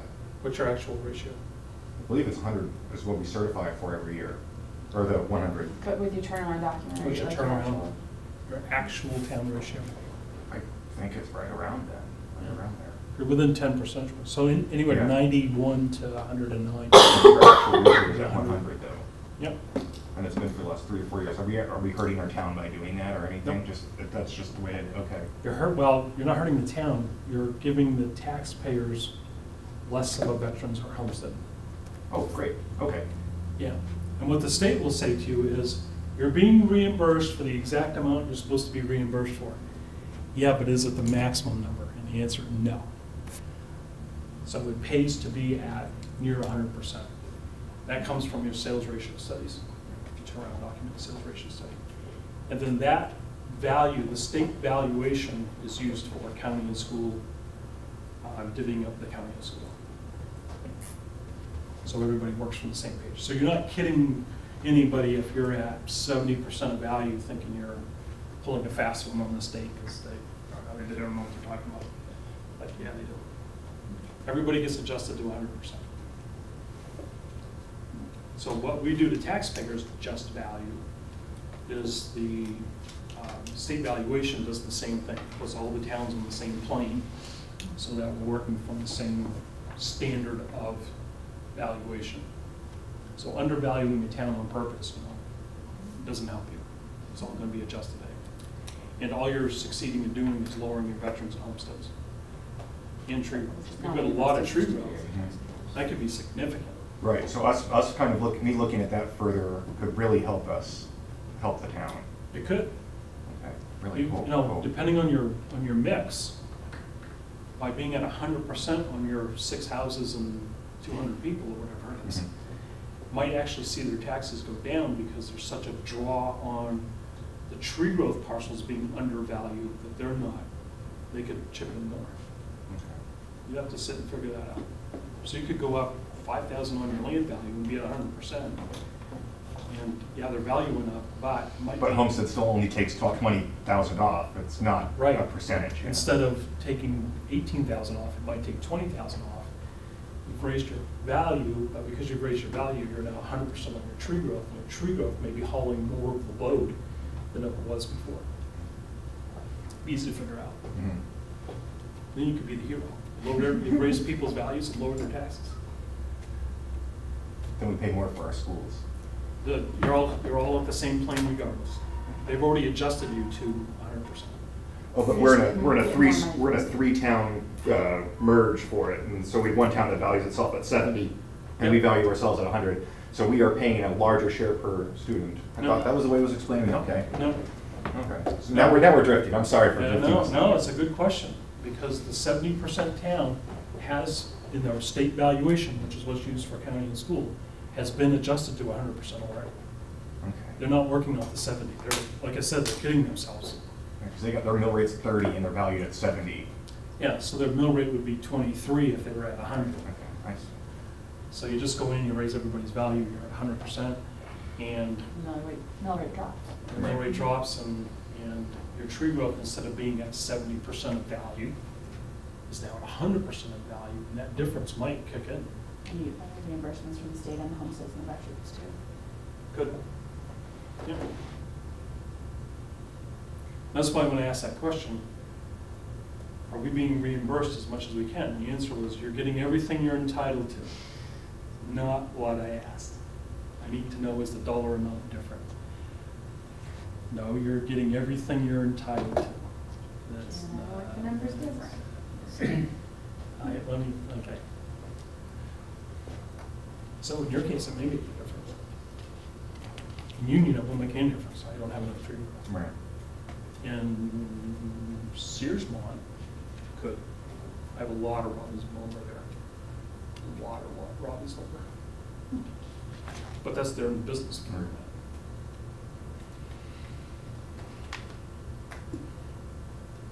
If it was easy, someone else would be doing it. Right? Tree growth. Farm space. For this problem, you could ignore the interest. Well, that's not right. You have to include interest.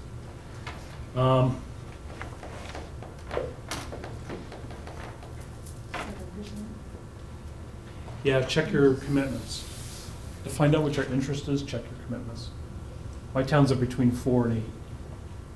So say it's 7% unless your town specifically has an ordinance or policy about it or something. I don't know about that. I had to look it up for Scarborough. Yeah. Pretty sophisticated down south. I don't have that option. You've heard about all the Scarborough stuff. Yeah. Yeah. That's what I mean. You may be right, but you may not be correct. Yeah, I mean, I understand. And I get that. It's okay. They were, you had a sale at $1.4 million, $8 million, I forget it was. Assessed for 3.2, and they said, it's market value. It's like, no. I like that. That was a good decision, though. Just because you're doing everybody the same doesn't mean you got it right. And just value, you need to be equal. We treat everybody that way. Yeah, but you didn't come up with the right number. So you're not treating everybody right. Moving right along. Personal property. See how far, see if I'm gonna get behind here before the day's out. Yeah. Personal property, flip, flip, flip. You know that personal property is usually not attached to the land. There's Betty and Better, none of which is highlighted. And we're on to chapter 5. So I had nothing in chapter 4. So in theory, you see these, what are they called, Frost King refrigerators? Called Frost King? Anyway, the big ones. The Viking stoves, and people put in custom stoves, those are $8,000, $7,000. Those are personal property taxable. Yep. Refrigerators over 1,000, TVs over 1,000. Not TVs. People that have tractors, 17.5 horsepower. But if you use a tractor for primarily agricultural purposes using field crops or haying, you get a $20,000 deduction, or is it $15,000 deduction on your tractor's Right, but value? only if it's non-motorized. Really? I didn't see that in the statute. Yep. Really? So Okay. the wagon, the hay wagon is exempt, but not the tractor that hauls it. However, Okay. under the Betty program, it can be exempt. Okay. So you've got these crisscrossing, overlapping situations where most of my towns are on a 12 or 15-year lifespan on everything. So even Lincoln Publishing, Lincoln County Publishing, they've got some 60-year-old printing, they're not taxed anymore. Any business Obsolete. equipment that's not retail, you're doing your taxpayers a benefit by assessing it and taxing it, because Correct. if it's Betty, then you're just taking money from the state. Your taxpayers, your businesses aren't paying it. You're just giving Right. more money from We the only state get to lower your mill rate. $18.50 from Betty. May not be worth doing. Yeah. But right, and that's the It's thing. all is- old is- equipment, or else it's retail, like mom and pop gas station or something. Right. Yeah, no corporation. So Bremen's got, we've got Lobsterman and Maine Cat, and they build catamarans. That's about the extent of the commercial in Bremen. Do they tax their lobstermen? Hell no. I was gonna say. I don't know if anybody that does. Some do. But you look at it this way. If it's under $100, it's probably too minuscule anyway. A typical trap setup is $85. And they depreciate, they're got about a 3-year life. So they're depreciating in 85 to 0 in 3 years. So that's not much value going forward. Right. Yeah, but if you look at that, they have 600 traps. Right, but each one is a separate piece of equipment. Okay. And that's how Bremen looks at it. And Yeah. I don't disagree with that. Right, You can't count 40 hammers as one hammer. right. So Bremen's got it, they chose not to. I've been at least trying to get them to do the other leased products. There's a few people in town that have all home occupations and they've got a copier. But even that's, $4,000, 3-year, electronics, a 3-year lifespan. At some point it's not worth doing in small towns. Newcastle, we've got some big stuff. I've got RH Rennie, their distribution warehouse, they've got $1 million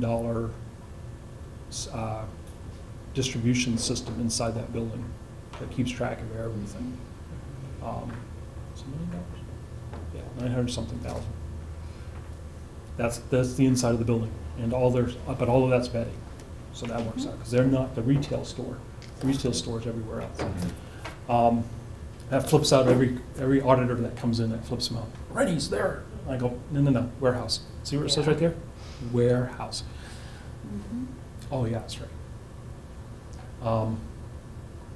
And other equipment. Union doesn't have much. Morrill's got next to nothing, if anything. I was actually getting gas. It's a place, BM Belmont Market. It's on Route 3. I'm standing there getting gas, and I look across the way, and there's a warehouse that says Design Apparel, and I'm like, son of a gun, that property in Morrill is actually in Belmont. But I was getting a personal property return for it. I didn't know where it was at the time. I thought it was another warehouse. Nope, wrong town. The Send it benefit back. of having the same assessor in multiple towns. Yeah, exactly. I just happened to be standing there going, that doesn't make sense. Searsmont, same thing. Robbins Lumber, and then not much else. The little places, the wineries, That low tasting value rooms. equipment, No, no, just Threshers in Searswine's got $60,000 of leased equipment just to make beer. We've got breweries in Scarborough. Yeah, they're everywhere. So you can't swing a stick without getting a joint somewhere, so. So personal property is a big deal, but you also should also be doing personal property over $1,000.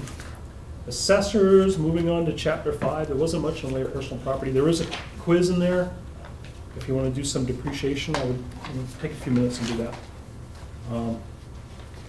Chapter 5, the records in the assessing office. Property tax record is a document that contains detailed information about a property, including owner name, location, construction details, quality grades of components, inspection date and inspector's name, building areas such as bedrooms, bathrooms, picture of the building from the outside, and an interior floor plan. I have 0 interior floor plans. I don't have any. Don't need them. If I've got a 1,200 square foot building and it's listed with 6 bedrooms, it probably functionally needs to be fixed. And conversely, 1,200 square foot building has 1 bedroom, maybe that's not keeping in the market as well. So you make a functional adjustment perhaps if you wish to do that.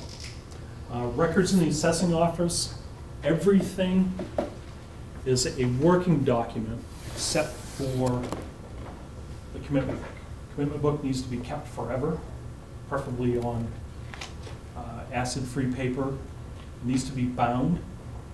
I always have a little debate with my reps because I don't bind the assessment book for a year after the commitment, because I want to make sure I also bind with it the supplementals and abatements and anything else I need to put in there.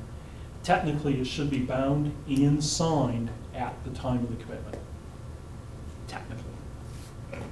Wow. Wow. But if you have an abatement, do you tape it into the book? Is that permanently bound? I don't know. Wow. Because we put our MVR in it and everything too. Yep. So MVR, how do you, school docs, county docs. yep. We just keep a separate abatement book, I think, and then I think what we did is an abatement book and put an abatement log in with the commitment book. Like, here's the ones that got abatements, and here's the binder that has all the abatements. Oh, yeah, we've got reference somewhere else. They're supposed to be together. Yeah. But it's hard to put something in when it's already been bound. Right. So I always wait a year. After a year, any abatements would be by selectmen for wrong owner or something like that. And that can go in the next book. It would be in the next fiscal year anyway.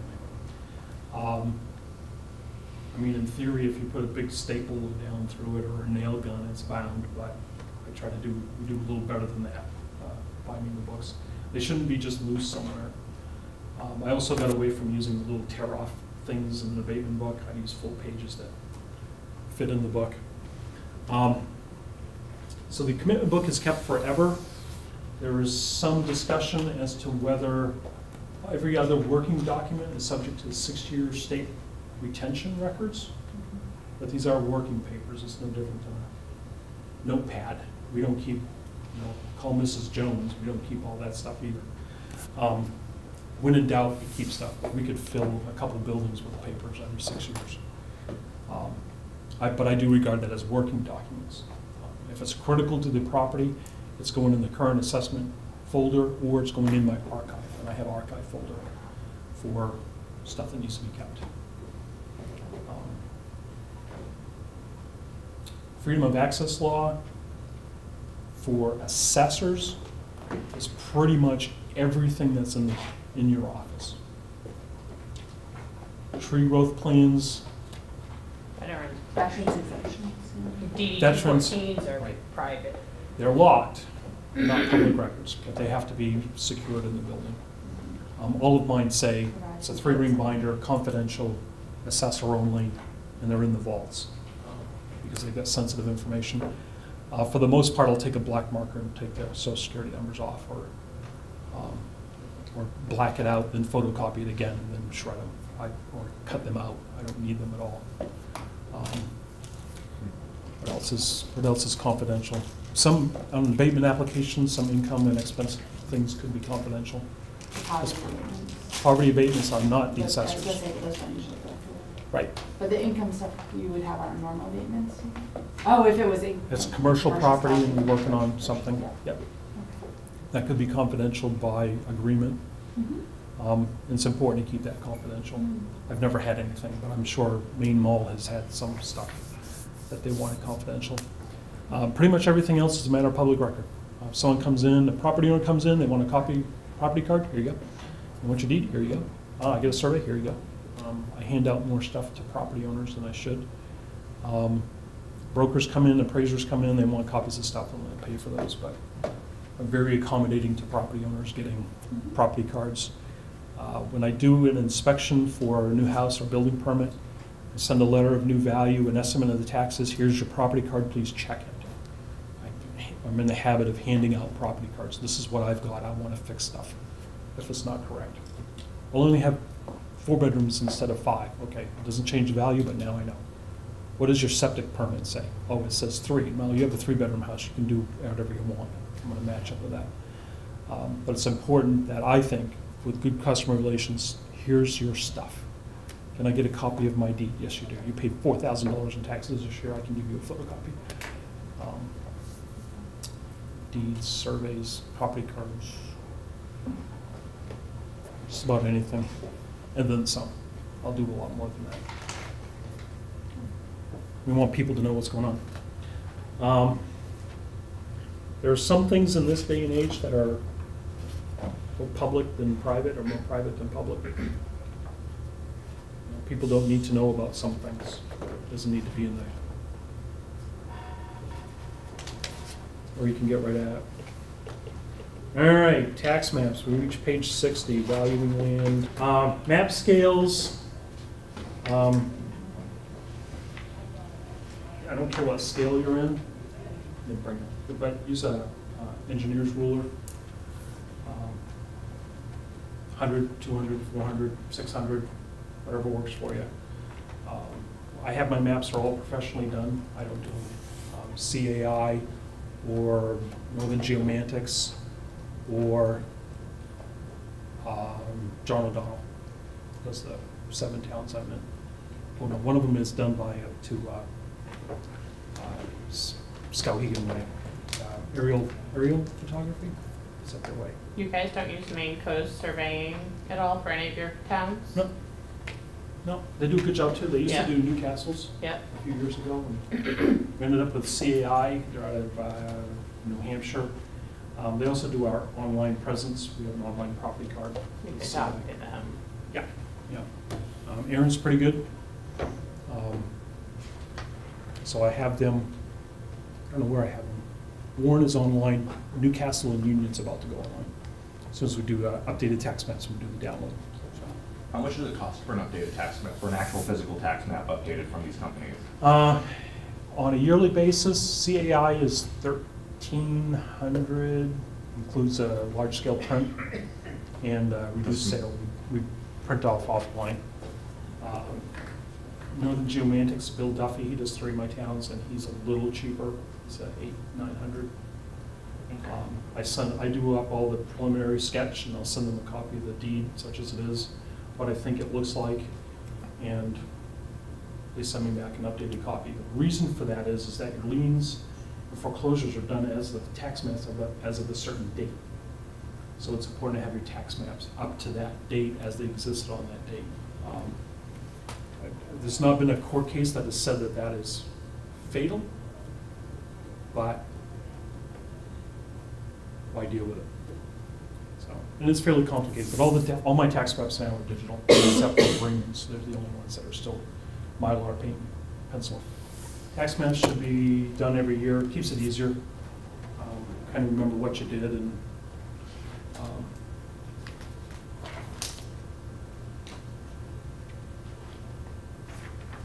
that's it about tax maps.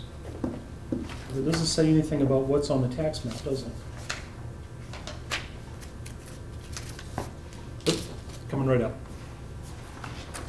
Valuing land, page 61, first task of valuing land is to look to past sales for perhaps 2 or 3 years. If you have a lot of sales, 1 year is good, 2 years is great. Standard parcel depth is determined through analysis of local custom and preference and consider the most representative parcel depth in the area. What they're really talking about, I'm sure that that was clear as mud, is on a street. This is going to look really familiar.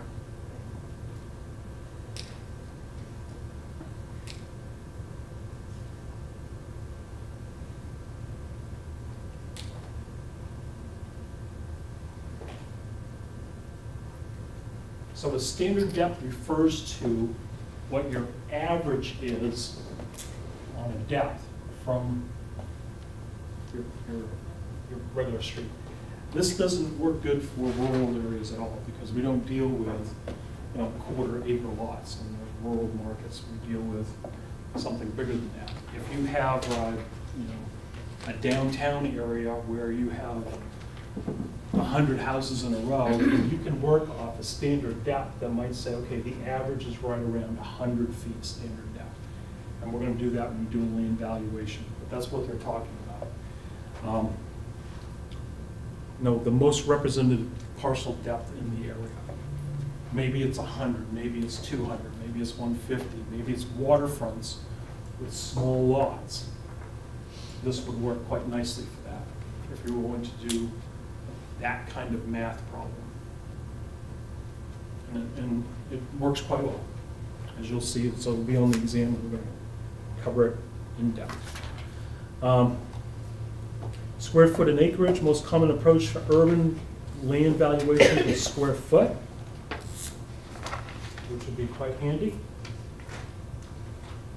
You could have a price per square foot. That's not a dollar sign, it's a square foot sign. So you might be 10,000 square feet in size if you wanted to do a price per square foot. As long as you came up with market value, that's one way to do it. You could do the price per front foot. On the standard depth, you could do it that way. As long as you equal roughly, just value.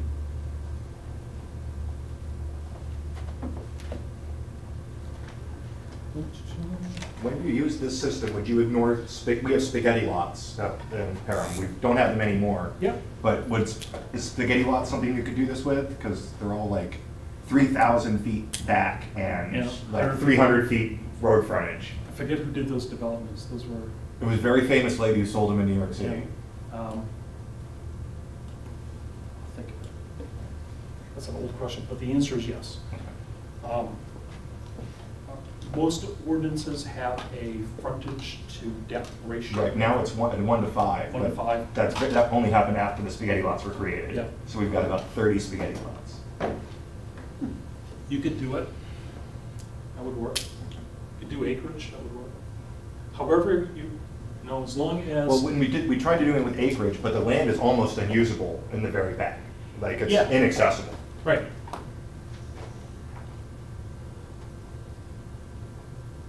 So it's, you know, whatever the frontage is, 100 by 3,000. Right.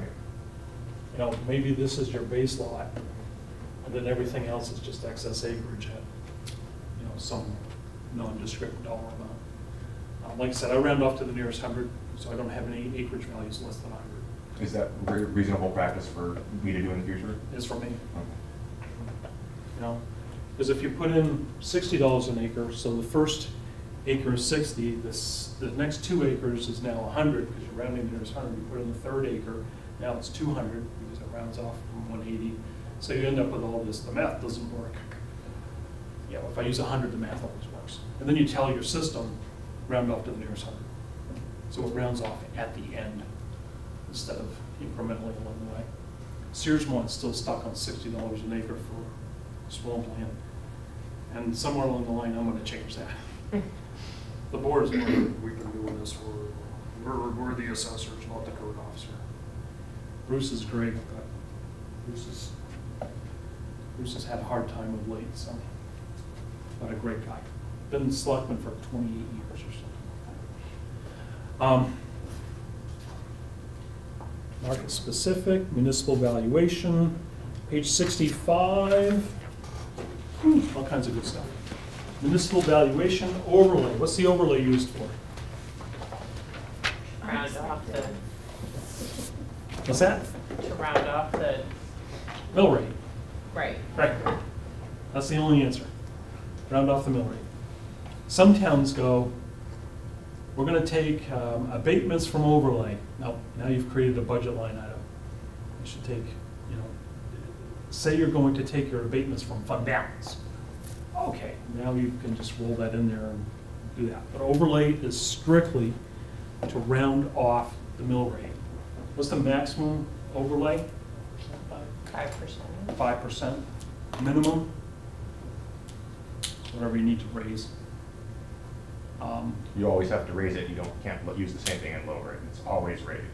Yeah, it's always raise and appropriate, or from fund balance, Or, I mean, using the overlay is only raising an amount of money. You can't, Right. like, if you're $100 off, just say, okay. yeah, you know, if you're short, most of the systems will say, if you didn't put in the right mill rate and to at least cover the overlay or cover the minimum tax, it'll tell you you can't do that. They're pretty smart when it comes that way.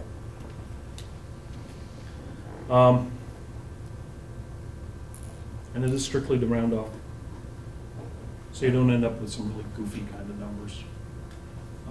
All my mill rates are 15.1, 15.2, 15.3, 14.9. I don't have any 95s or 15s or 05s or that again will cause that round off with overlays at 1 decimal point, 0.1, and valuations at 100, and I don't run up with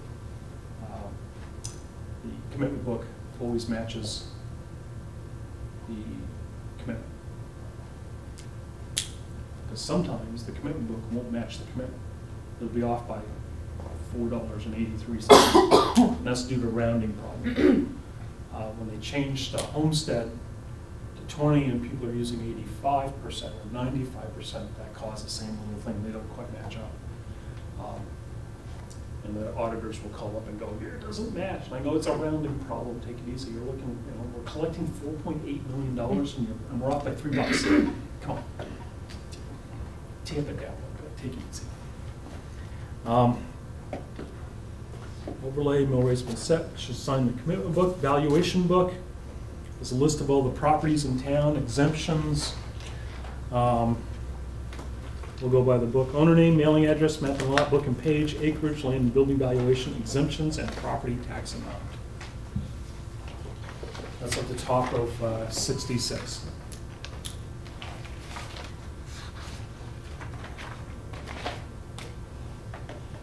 Great. Highlight that, just saying. The state also wants a list of all the Betty exemptions now in the commitment. Detailed is what they've asked us for. They want to see exactly all that information. And they're technically correct, because that is an exemption that needs to be in the commitment book. Even for properties that are exempt, they may not have any taxes due at all. So in some commitment books, we list every property. Sometimes we list just the taxed property. I've gone to just listing all the properties. It's 20 extra pages, but who cares? Again, everything's listed at that point.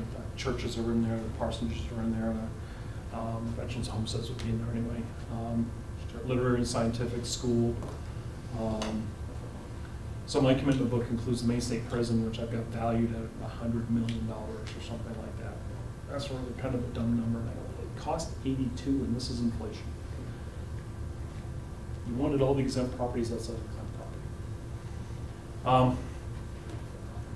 Once the commitment of taxes is complete, there's a period of time for taxpayers to appeal their assessment, which I consider terrific. What do you got? Burden of proof is on the taxpayer to show that the assessment is manifestly wrong. Manifestly wrong, the court has said, is 10%. It doesn't mean they come in with an appraisal that's 80%, because that appraisal wasn't done for this purpose. Do you have a property that may have not hit, again, your sales ratio study's got a range on it, high and low. You have a property that sold for 140% of your assessment, and otherwise it's a good sale. That might be an abatement type property because it met all the criteria. We just had the number wrong.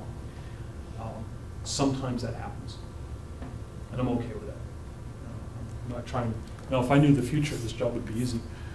Burden of proof is on the taxpayer. Must happen. Okay, so we know the value is. We know that there was an error. What is the right value? It's a two-part question. Just for giggles, when I'm not busy, I also sit on the Knox County Board of Assessment Review. It's a complete different hat. The assessor's correct. What do you have that shows that the assessor was incorrect? That's important. Sometimes they're right. Sometimes they may have done something the same for everybody, but they didn't get the right numbers. Or it's such a goofy property, who knows what the right number is. So the assessor has, or the property owner has 185 days to make an abatement request on their time frame. The board or the assessor can make an abatement from day 186 up to 1 year on their own choice.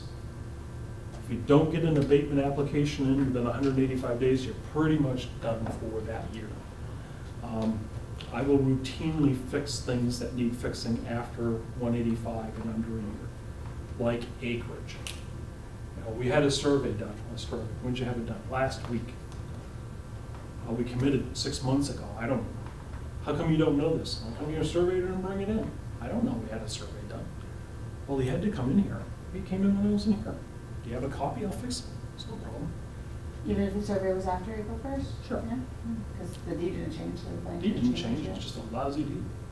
And how many deeds do we get that says, 40 acres plus or minus? All that time. Sometimes, the deed's correct. The deed's an artistic interpretation. Maybe there's 38 acres, maybe there's 60 acres. You've got it wrong. I've seen surveys come in where we found out that a property owner didn't own the back 40 for 50 years because of title problems. It actually was owned by someone else. Little place in Union, they did a conservation easement. When they got the survey done, they went, you don't own that. They'd never signed off on this piece back in the woods. It's a 300-acre piece, and this piece back in the woods. Still in the estate of somebody, 1940s. Had to chase all those people down. It was a year of chasing them down. Ridiculous. We don't know.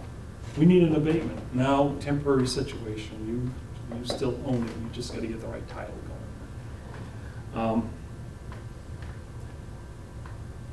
Once they appeal to the town within 185 days, if the town denies or the assessor denies their abatement application, they have 60 days to appeal to the next level. If that is the local town and board assessment review, could be there, could be county board of assessment review, could be one or the other. Once they appeal from there, if they are not successful, they then have 30 days to appeal to Superior Court from that point. If they are a current use program, their appeal is to the State Board of Property Tax Review. And usually, like I mentioned earlier, most of those appeals are for penalties. People are appealing penalties. If you're lucky, you'll probably see the State Board of Property Tax Review. They'll schedule a hearing maybe within 2 years. They are way behind. The local bar, 60 days, 30 days to Superior Court.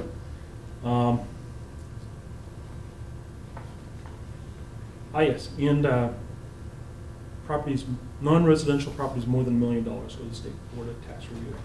And that is in course 102, which we will run into. The assessors cannot abate anything after 1 year. No corrections. If and the selectmen have from 1 year and a day up to 3 years to abate anything other than evaluation. So if someone comes in and says, you've been taxing me for a garage for 20 years, I'll do the current year, and they're out of luck at that point. Some people think you can go 3 years, but the statute's pretty clear. If you want to look it up, it's 841. Let's look that up. I'm not like a preacher. I have to look stuff up. I can't remember. I think it's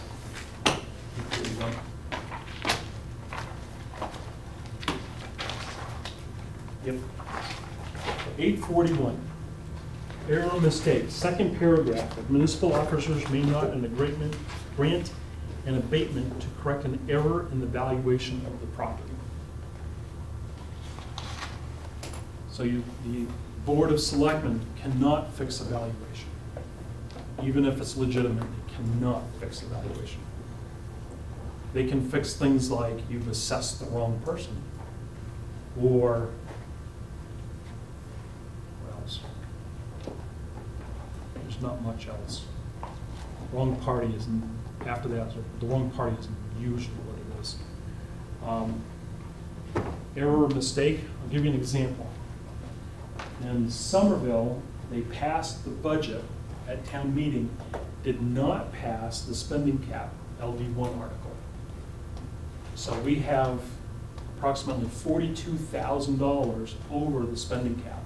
So they passed that under the articles, but didn't pass it under the spending cap. So we've got conflicting votes here.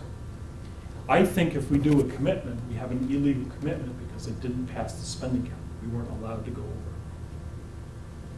That's what I think. If we do a commitment, then the property owner needs to appeal that to the local board. It's an illegal commitment. But the enforcer of that statute is the state property tax assessor, who has told me personally, we ain't touching that, we don't care. It's kind of like a police officer going, stop, or I'll yell, stop again. So it's a problem. I'm not going to do a legal commitment. I've told them to go back to town meeting and make a decision. Yep. Figure it out. The moderator should have never closed that town meeting without fixing that, because it just created a mess. And the townspeople said, nope, we passed this, you need to fix it. No, we have a legal vote on everything else. You need to fix it. So we've got some people in town who are less optimistic than I am about that. So there are illegalities. An assessor not sworn in who signs a commitment, illegal commitment. If he just doesn't sign it, or she, they don't sign it, and 2 out of 3 or 3 out of 5 sign it, it's still a legal commitment. Just the one that was not sworn in didn't sign it. And I've had that on rare occasion. I just double check with the town clerk, because everybody's sworn in. And guess what? One time they weren't sworn in. You need to be sworn in as the assessor before. I swore, I took the oath as selectman, and assessor's oath as well. It's a separate oath. So they have to be sworn in, or it would have been an illegal commitment. Little things will catch you.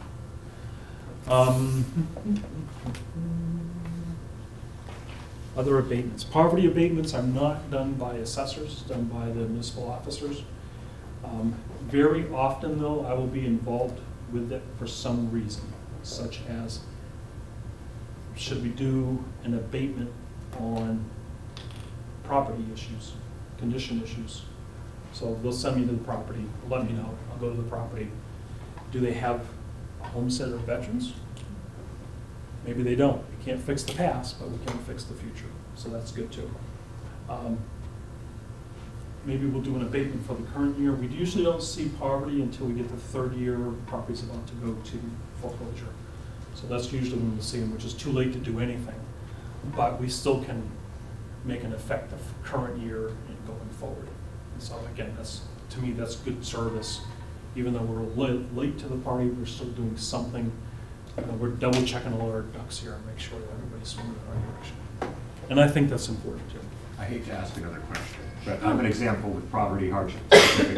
We had somebody who was right just before the 3-year mark. They came in asking for a poverty abatement, and the selectmen tabled the motion until the next one. They wanted to go check some things out. So I go and do the drive-by like was recommended, and I saw a guy installing DirecTV on the property at the time we were checking it out, and so you know, it was thrown out. But is that still legal for the selectmen to do? I guess we're using our own, are we still well within the law by denying on that? You're only a selectman when you're meeting a selectman, Okay. so. Well, under the poverty abatement thing too, you can follow the GA guidelines Mhm. Right. and do the income verification Oh, really? Right. and all that stuff. Okay, so you can use So- GA for poverty. Most of my towns do use the general assistance application in their hardship abatements. Yeah. Oh. Which, Start you doing know, that. guess what? That makes it really simple. Yeah, Yeah. that makes it And very you're simple. consistent, and you've got everything you need. You know, our job is not to kick people out of their properties, but it also is responsibility on the other party. You know, we heard about the situation in Albion where they got kicked out of their property. Albion should someday get the entire story. So, so it's important that we do. Now, we have to do above and beyond, you know, like trying to chase down phantom owners and that kind of stuff. I think that as municipal officers, we have to do the best we can, not the minimum that we can. So, you know, if we can bring people, I've gone over and helped rake the lawn, just to help them out that fall. You know. Yeah, we'll fix this up for you, leaf blower, I love playing with toys, done. Helped them out a little bit. Fixed a handrail, no big deal. That's the, you know, it's the right thing to do. Tax maps, on 67. Tax maps are an artistic interpretation of a deed. Having a survey to work from is better. I try not to gum up the tax maps with a lot of extraneous information. Map and lot, tree growth, farm space, open space. I put on the maps. Registered farmland is on the maps. That's hugely important because of other issues. There's 100 to 150 foot setback off the property for registered farmlands. Officially I have 6, but I only have 5 because one of the registered farmlands in Union is actually in Hope. They've got the wrong town. So I made Vern aware of that and he put it on his map and made a reference to it. I've put things on tax maps such as former municipal landfill. I've put on the tax map. It's kind of important to know. You know, town office, Union School, put the schools on the tax maps. Something like that helps people visualize where stuff might be. And it's easy to do once they're on, they're good forever, they're all digital anyway, just done. Things like tree growth and farmland and open space, is that something that's required or encouraged or just a good idea? It's just a good idea. Yeah, and I don't have all tree growth in all my parcels. Some of the parcels are at a 600 scale, and I can't fit it on there. But if somebody wants a tree growth list, I can give them a tree growth list. Most of the closing agents know enough to ask for, is it in tree growth or is it in registered farmland, which is actually it's a much bigger deal. No, it's not tax maps. Need the legend, obviously, north arrow, scale, map, lot, scale, north arrow, date. So 5 things are on the test. I think that's it. You have to have Identification. direction. Yep, the arrow. Yeah, that's what you Arrow, get. yeah. Yeah, it's, you know, Maynard. Don't you know what I'm talking about? Getting to the end of the day. I think that's a legend. Oh, map maker. Yep, who created the maps when they were originally created? Who's currently doing? That's tax. Skip over that. Mapping procedures. Points. Page 73. A lot of yellow. The only thing that's not yellow is last 3 lines, 4 lines. When I talk about being experts in lots of things, we have to have a clue about how to do a tax map. If someone comes in with a deed description that looks like it's been surveyed, you can plug that into a map making program. Deed plotter is one, Informatic is another. They're about the same. You can get it downloaded and then pay for the, get a demo downloaded and then pay for it. It's fair to them. They're giving you some great piece of information. Even with partially written deed description that might have some meets and bounds. You can still maybe figure out a couple of angles. Rights of way, as an example, deed provides, we'll come to that. Compass points must show direction north and orientated so north is facing up. That's not true in Searsmont. My north arrow doesn't always face up because the maps were originally done by Robbins Lumber, and they were fitted into a scale of like 833 feet to the inch. And when I had Northern Geomantics redo them, I asked them, just ignore the north arrow, mark it on, it's on the map, but I need it so all the parcels fit on the piece of paper, so they're not hanging off and all that kind of stuff.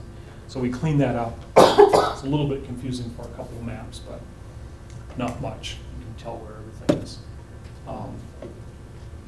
You know, not recommended, but short of breaking that into 2 maps and renumbering everybody's tax maps, map and lot numbers,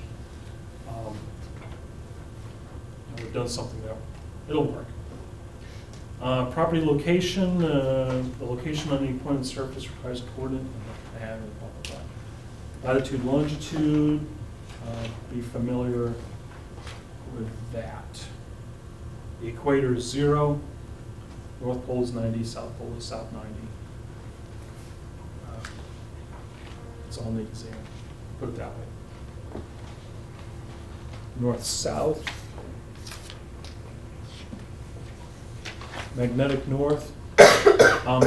Declination in this area, 7.5, 15. It varies a little bit. Magnetic north from true north is off a little bit. Page 76.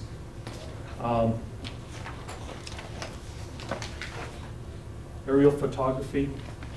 If you want to get aerial photography, just go on Google Earth. It's awesome.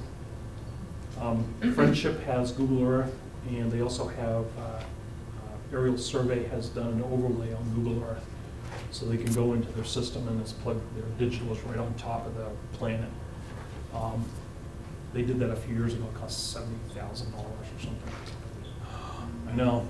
Nowadays it's like, man, the problem. Orientation, uniform north arrow, a title. This is what's on a tax map. Orientation, title, legend, parcel ID, border lines. Why would you have a tax map without border lines, right? Otherwise it'd be just a blank piece of paper. Acreages, some towns put acreages on them. Some towns put current owner. Searsmont, when Ray Holmes was the surveyor, he knew all there was to know about Searsmont and Appleton and Union and all that, but he was doing Appleton, Searsmont's tax maps. He put all the owners on it. Appleton still does, actually. Very gums up too much information. You know, we have a cross-reference that'll make that work quite nicely. Ray was an Eagle Scout too. Yeah, good guy. He's no longer with us. You can also put zoning. So in Newcastle, they have zoning on their tax maps.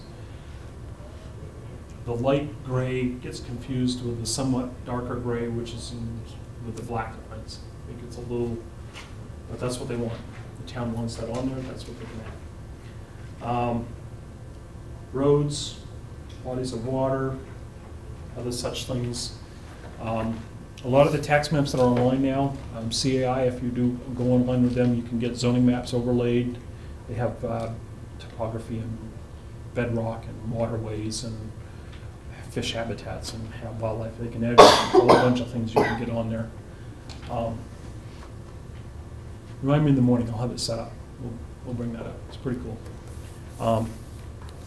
Click on the parcel ID, it brings up the owners, some basic information about the parcel, acreage, the whole bit.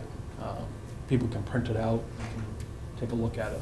I call it the online property card. It's not as detailed as the in-house property card, but I don't need to know whether they have a stone basement or not online. I don't care. They don't care either. Aerial photography, engineer scale, tax map scales, page 79.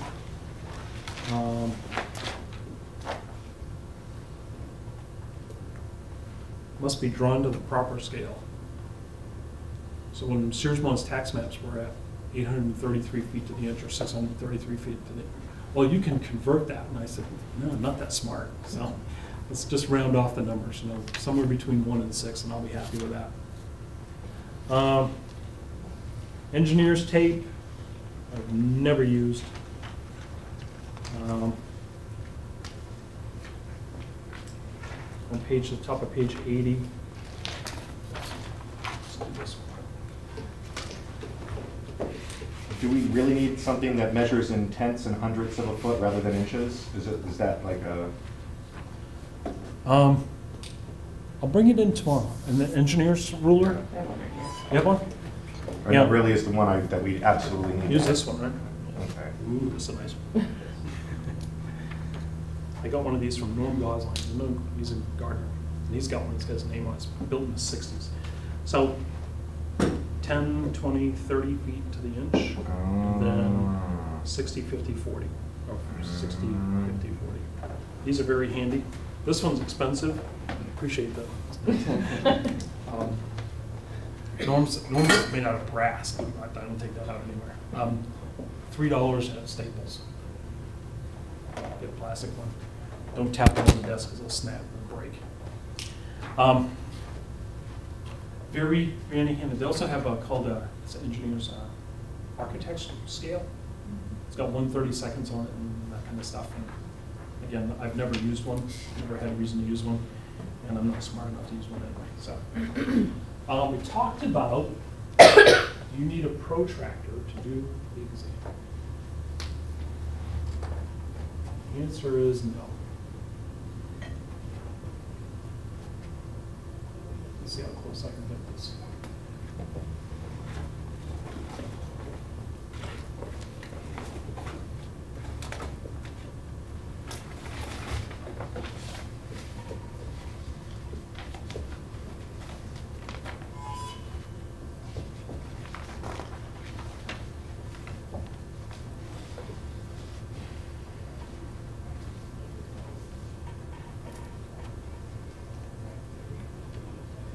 I didn't put it on the J. Hmm? It's a lot of folding. No. No. Not as complicated as you think. All right, so it asks for, just do some basics. When you're looking at, when you're given an example, the compass is read clockwise. First point of order. So angle A0C is probably what? 90. Okay? Angle A0F is 180. We haven't used a protractor yet, right? Do we need to write that on the town word ones? Hmm? You write that in the wrong spot? I can't put it in the right spot. Okay, just make sure. Just one. You gotta work with me here a little bit. All right, so A0I is 270.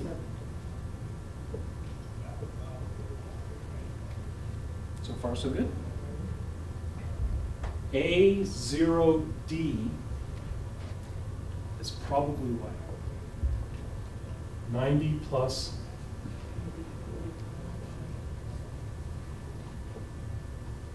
It's actually more than halfway past. Yeah, looks like a 50 or 55. Human being. Let's call it halfway. So A0D, 135. B, so 45, A0B, 45, back a little bit. 30. If you look at the answers when you get to the exam, Oh, these would be multiple choice, you think? You bet. These, okay, they weren't on the quiz, so. No. I was in the airport, all like folding my paper. Yeah, no. Okay, You do not need a protractor. okay, multiple choice is very good. Multiple choice. So if you saw something A0J, that's 30 degrees off, is actually 360, take away 30. right. When you look at that and you know that you're going clockwise, and as they say, what is A0J, do you think 30 is going to be in your choices? Mm. Yeah. Right. But right in this direction. If this 30 is one of the choices, it's probably 330. You're not going to get you're not going to get 3 answers or 4 answers. That is it 330 or 329 or 331? You're not going to get that. It's going to be very self-evident. And you will see this on Friday, guaranteed. I don't even know what the answers are. I didn't look them up, but that's just that logic. You know, if it looks like it's like 90, 10, 10, 70 degrees, 180 plus 70, 250. You know, if 260 is the only answer that's close to 250, take 260. You're not going to get, you're not going to split hairs on it. And the exam will not split hairs on it, guaranteed. So you don't have to fold it in the airport. Well, People like invested in going- that circular protractor that you said you had to have. Yeah, Yeah. but you have to have it for the course because they're going to sit in the other room, on Wednesday and do what we did, take 2 hours, and we're just going to spin this around, and it's all good. Multiple choice, not in the essay. So you know, multiple choice, one of them's wrong. Probably 2 of them are going to stick right out. I hope there's more than one of them that's wrong. But it'll be fairly self-evident. Just don't let the AJ one throw you off. Yeah, AJ is AOJ. I'm glad we went over it, otherwise I would have been caught up in Yep. the test. Yeah. I mean, you just got 4 or 5 answers right. It's what it is. Or maybe 3, whatever it is, but it's not much. Income approach, 3, 4 questions. Sales ratio study, 20 questions. We're going to work on that. Maybe not today. First thing in the morning. So I'm going to skip around at that point. Just study that one a day. Yeah, just go down through the rest of the stuff.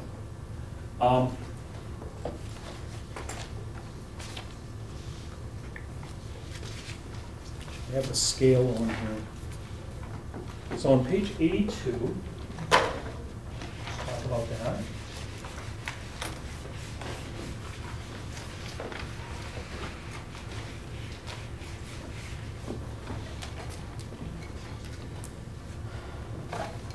We won't do number 4 because I got in trouble last year for drawing that one. Something about harassment or something.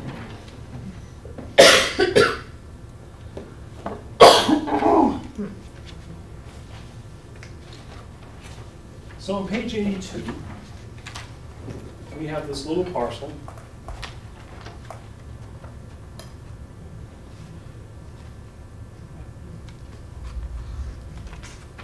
Oh, they fixed it. Cool. This line used to tilt back. Like, just complicated things. It doesn't have to be. So you have a ruler or something of that nature? So with this particular parcel, we're going to figure out a couple things. Pine Street is on the lower side. Duke. Scale 1 inch equals 100.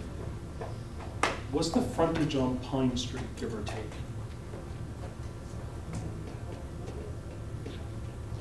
$300? 325. I used my finger. What is it? 325. You scaled it? I took the 100 that they gave us and Oh, I'm not sure there's 100 given. We need a ruler for this. We're gonna use an expert. It's a little over 300. 325. Yeah, I'd call it. 325. It's 325 in the last book where they keep it, right? yeah, boy, it looks like 325, looks like Yeah. 330. Let's keep it simple. That's 320. Was it? Yeah. Keep it in It's simple. 3 1/4. 3 1/4. All right.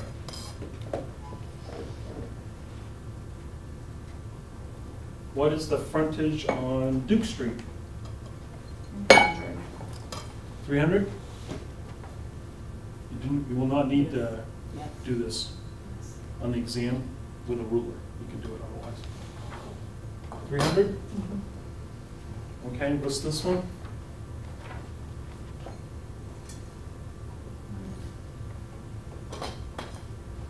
$150. And Oh, wait, no, that was 100, I'm sorry. I did the next one over. 100? 100. Then it's 150. 150? Yeah. Working our way around? 200. 200? 250. 250? I got 200 on that one. Yeah. Yeah, I have I 200. got I have 200. 200. So what happens, you get too many assessors in a room, you can't agree on a simple number.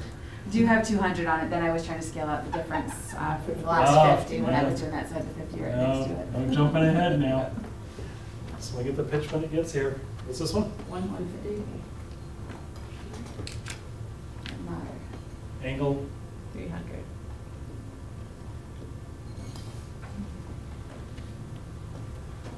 Okay. What are the number of feet on Pine Street and Duke Street? We covered that. The above parcel, what is the area in square feet and acreage, rounded off? Oh my God. So how do you want to break this out? Who do you want to do this I wrote first? all Take out the triangle. How do you like? I'm thinking That's something what like I'm that? thinking, yes. Okay, so we've got 325 by 300. And then we've got 150 by 200. And then we've got, oh boy, Pythagorean theory.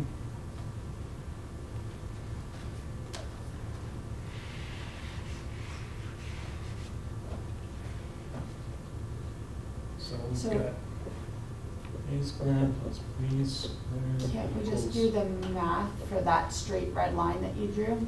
Because we know. Yeah, that'll work. Boy, was that overcomplicating it? Yeah. So this is 150, right? And 50. So this would be, oh, this is about 275.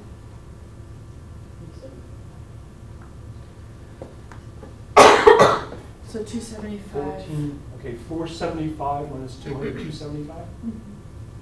Is that right? Times 150 divided by 2?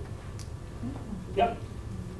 So 150 times 275 times half. That's, So what you're doing is looking at that I triangle see. like a rectangle. right, Just you can have it. 200.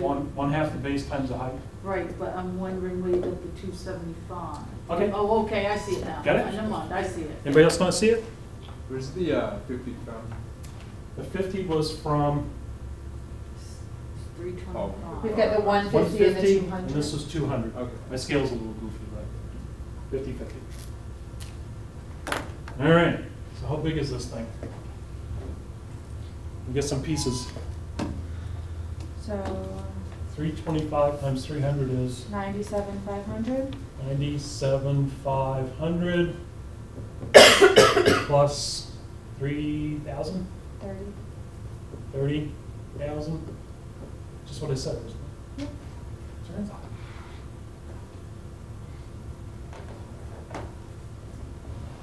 Yep. Plus 2625. 2625, 20,625, sorry. 20,000.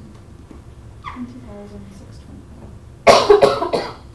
625, totaled up is, $148,125. and that is That's our square feet. square feet Divided by divided by what? 43,560. 43,560. 3.4? Or, what was the question? And hundreds of acres. 3.4. Zero. Zero even? Mhm. Do I come up? I can do that. Yep, I know. I believe you. Sounds familiar. It's a year. I can't see what that says on. I know, I can't either. So close the windows. Pretend We I'm got not here. 3.40 acres. So it'll be 3.41, to set for the nearest hundreds. 3.40. Yeah, it's 3.408, you said? No? No, never mind.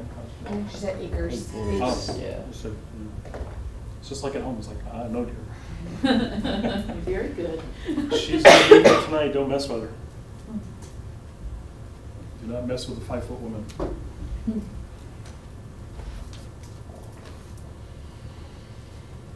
Comfortable with that?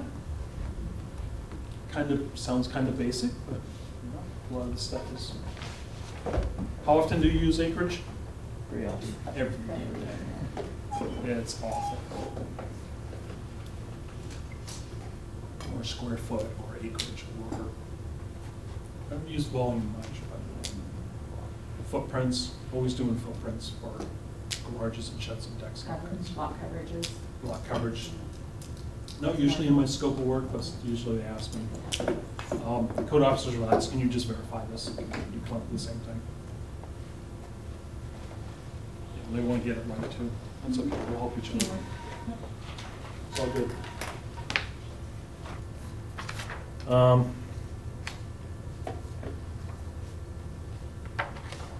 Figuring that out. What are we doing here? Market approach. I'm going to keep moving.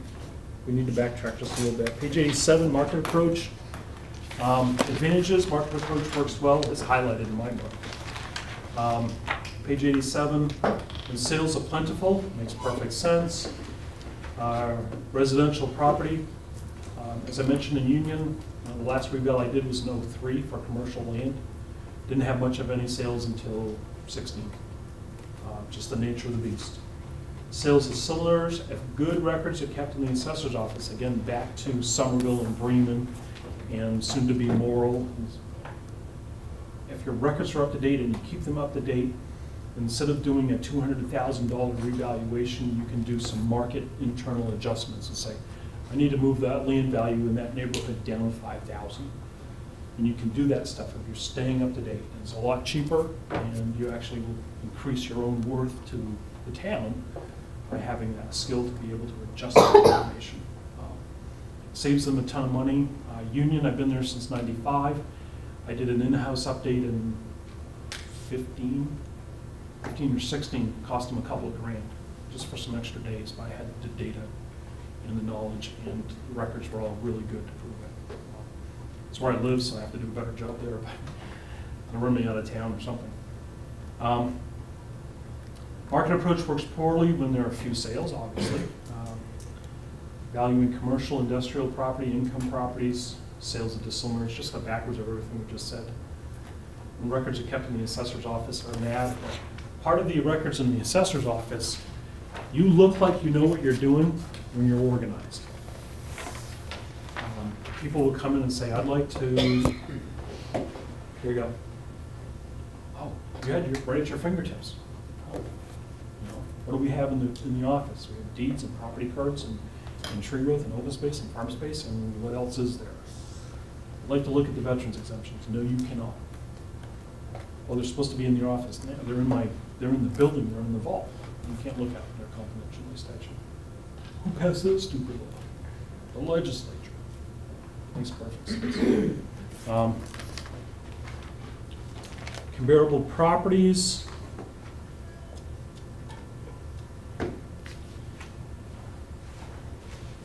We're going to come back to that in a moment.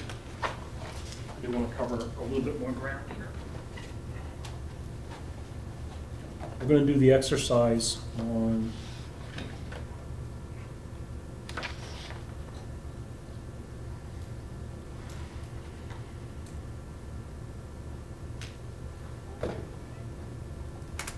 on 88, 87. If we don't get that today, we will do that in the morning. Quiz, chapter 8, the assessor's year.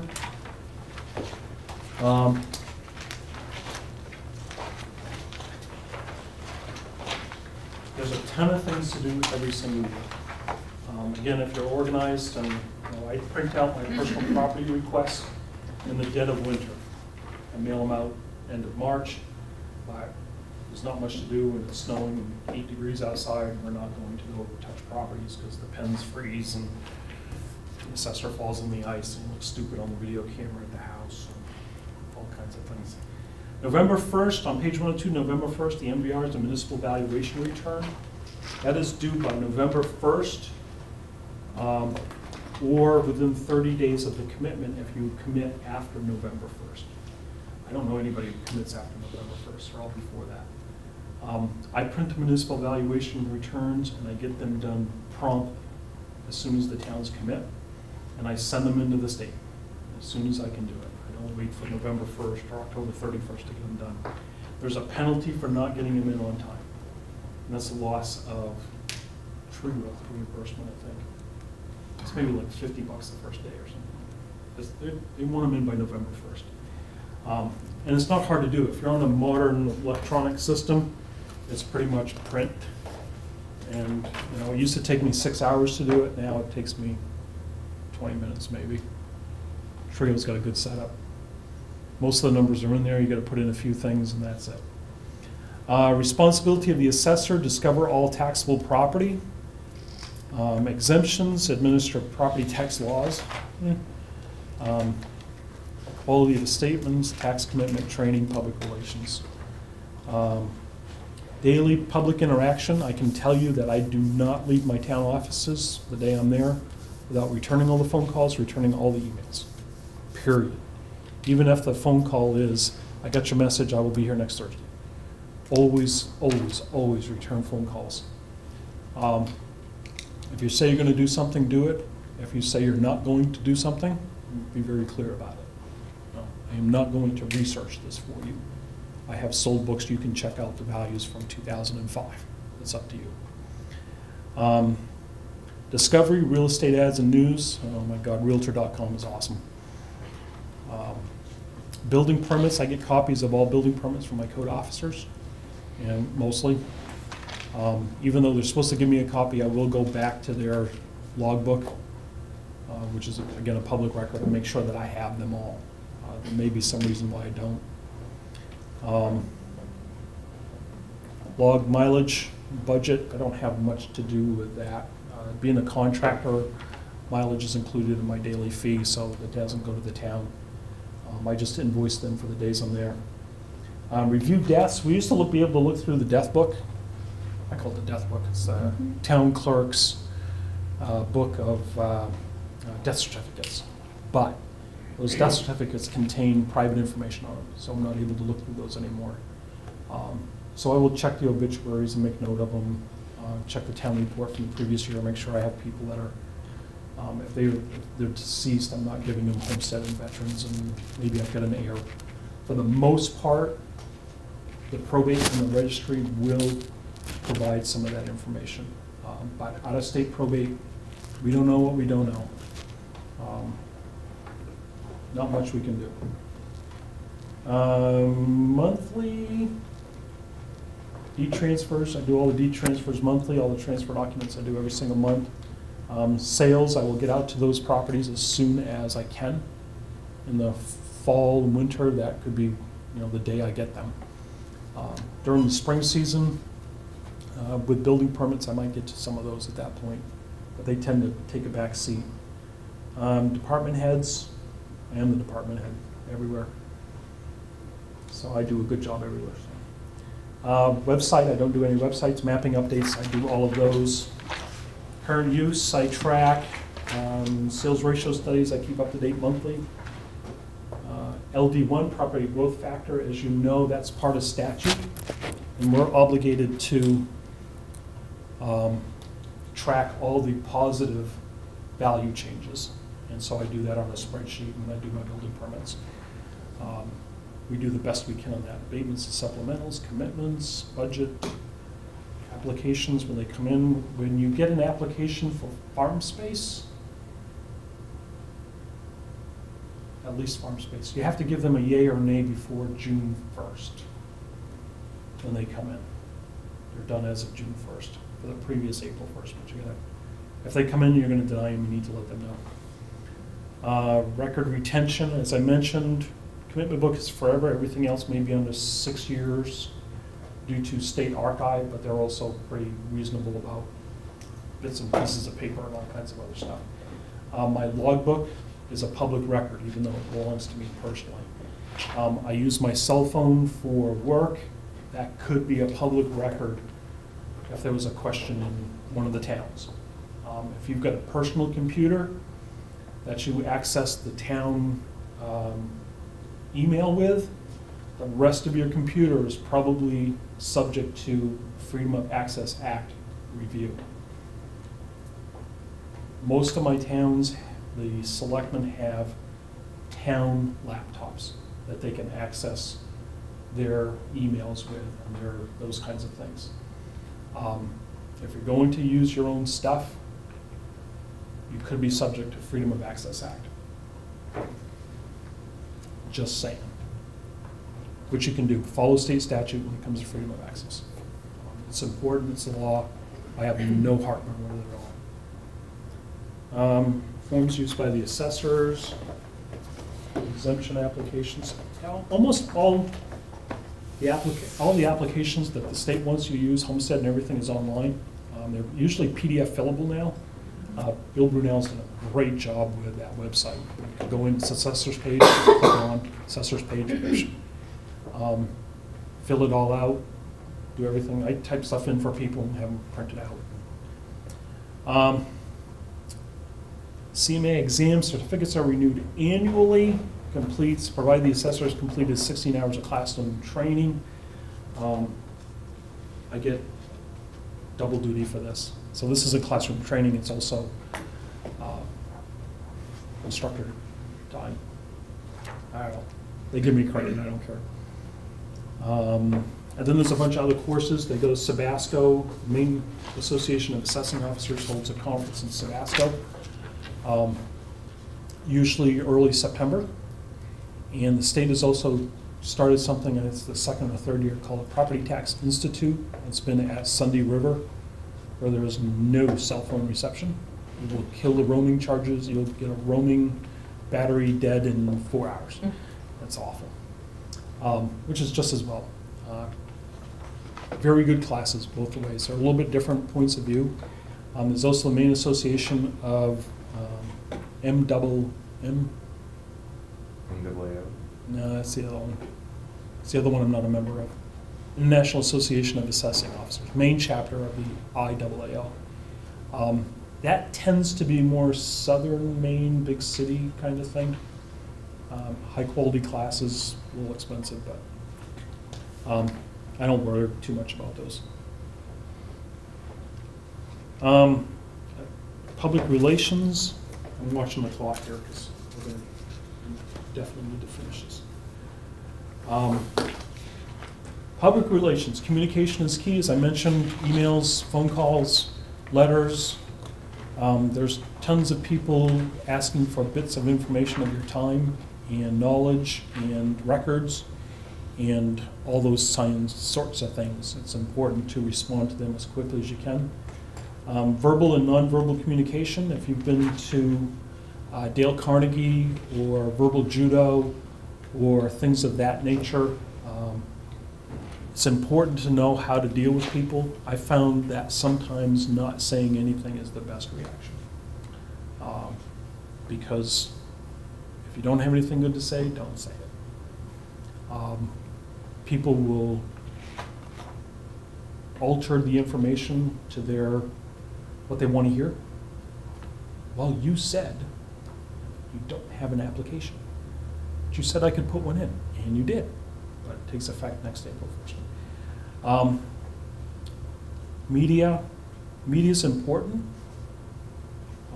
Usually when somebody from Village Soup, what's going on in union assessing? Not a thing.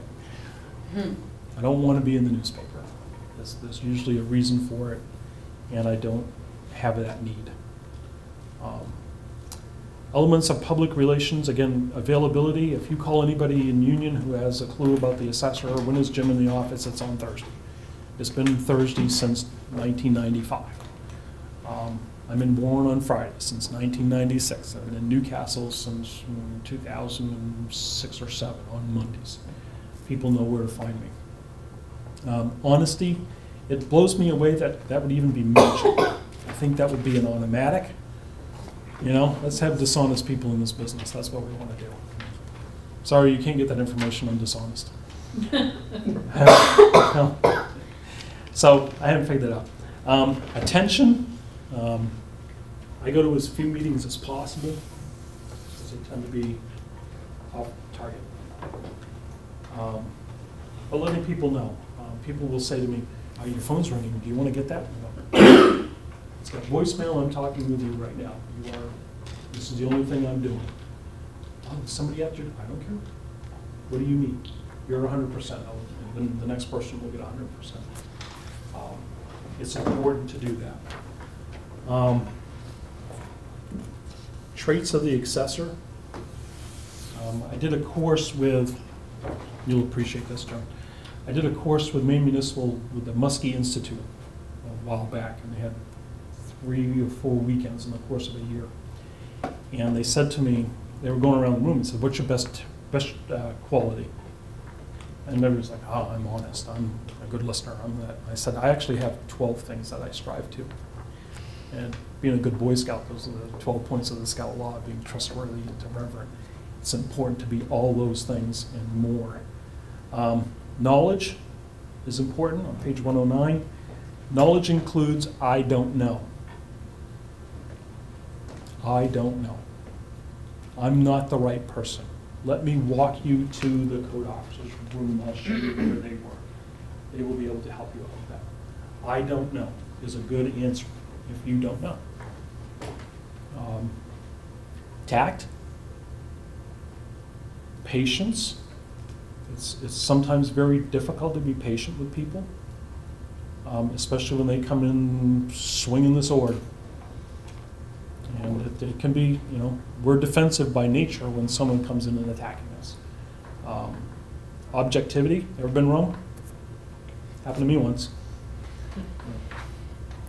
And ability to communicate. It's important to listen and speak well. You know, I do apologize for being a Mainer sometimes, but I don't swear at people. And you know, golf was invented to learn how to swear, but I don't swear because it's not part of the deal. People come in angry with misperceptions, with misinformation, with I heard this from my neighbor.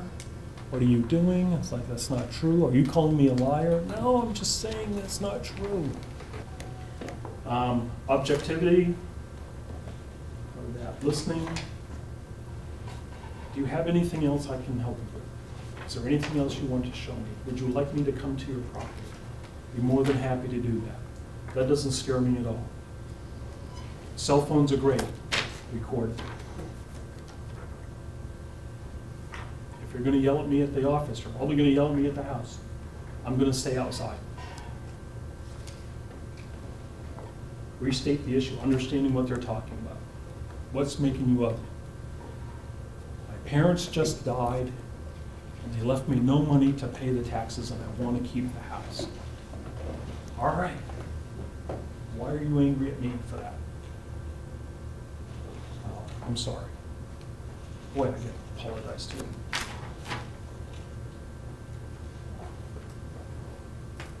And I wait for people to stop talking. Are you going to say anything? I'm waiting until I have something to say. You're just yelling. I'm going to let you go. eventually gonna run out of gas. Timeliness, research on 111, writing, revising, as I mentioned, if the letter is difficult, it goes out the next time I'm in the office, so it's not going out that day. There's gonna be a delete key. I don't need to put that in there. You said. Like my little sister. We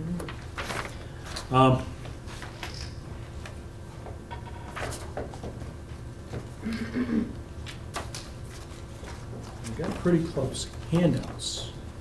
We've got handouts. Be nice to people. Questions? What else we got? What else you want to do with this today? We've got chapter 1. We did it in one day, mostly. We're going to price a building first thing in the morning and do land schedule, land valuation, and we're going to touch on sales ratio study. That'll be first things first. So let's make a note. Do you know which section of the test those are in? Theory is everywhere. The third exam, there's 4 pieces. First one's law, which is 102. The next 4 chapters are everything else. They're not, it's not in order. Right. And land valuation and sales ratio study are in the same exam piece. So I'm going to concentrate on those. Out of the 50 questions in that piece, it's like 35 that have to do with those 2 things. So I'm going to hardline that pretty good. Sales ratio study and land valuation? Yep. Yep. You're not going to find this in the book. I wrote it down on page 25, chapter 2, course PT 103.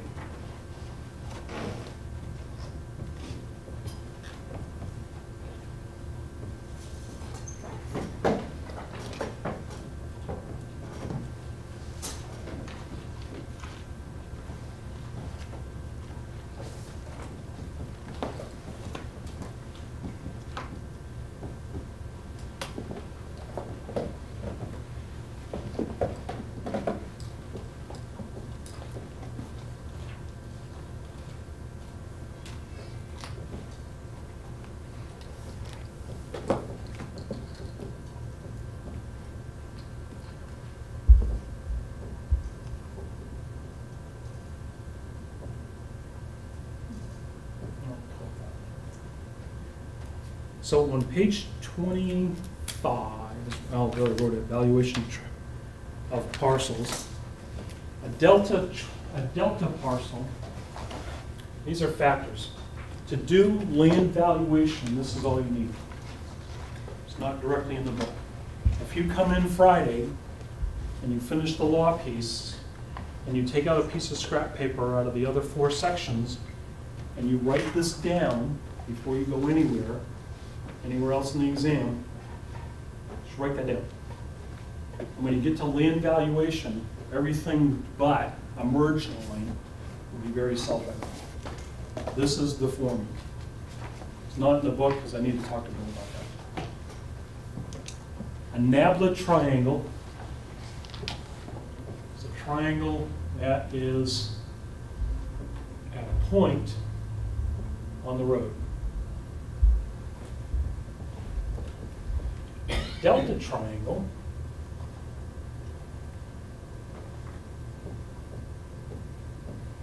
has its entire frontage, its entire base on the road. When we're doing the valuation side of this, if it is a delta triangle, it's a factor of 0.6. If it's a nabla triangle, it's a factor of 0.3. If it's neither one of those, the factor is 1. No adjustment for shape is basically what it is.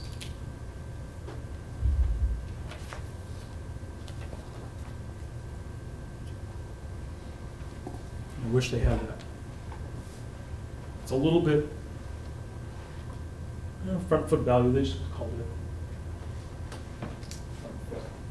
They called it a little something on different 17. No, page 17 is a little different. We'll deal with depth factors too. It'll make more sense. That's the formula. If you've got this down pat, Maine valuation is a piece of cake, other than the merge line, which is a little complicated, but it's not too complicated.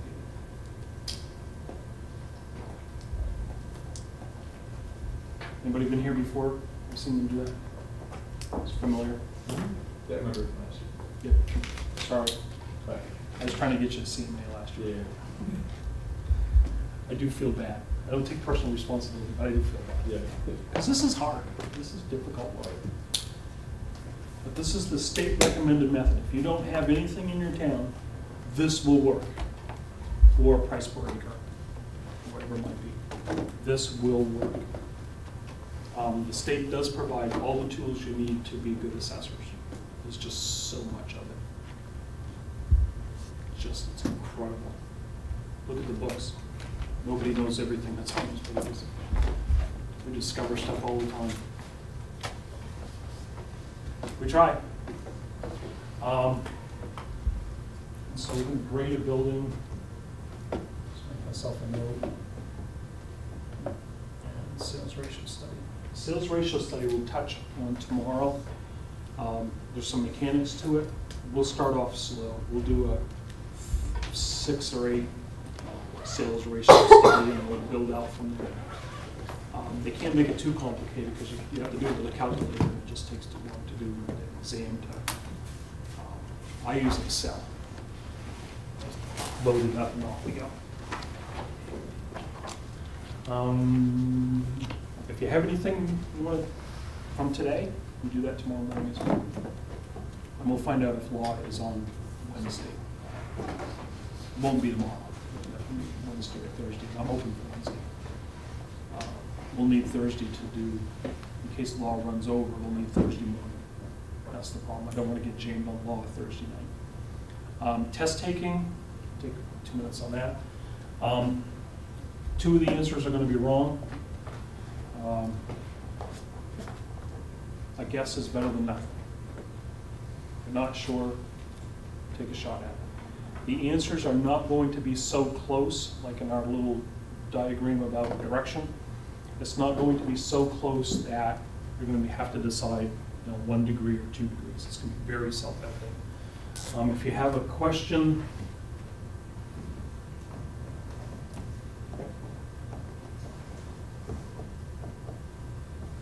that is, I don't know, I'm getting old. It's the end of the day. You're not going to have this kind of scenario in your answers. You might have, if you do the math inversion, you might have,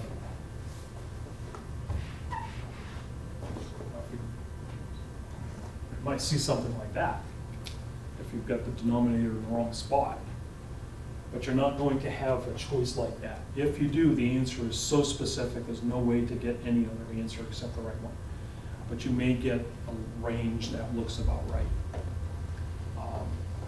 But it is very self-evident. If they ask you to round off, then 0.3 is probably the right answer, no matter what the question is.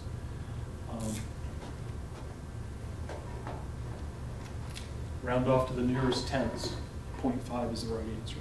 To the nearest hundredths,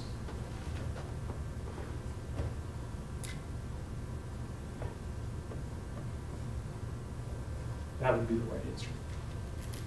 So look at the question. What?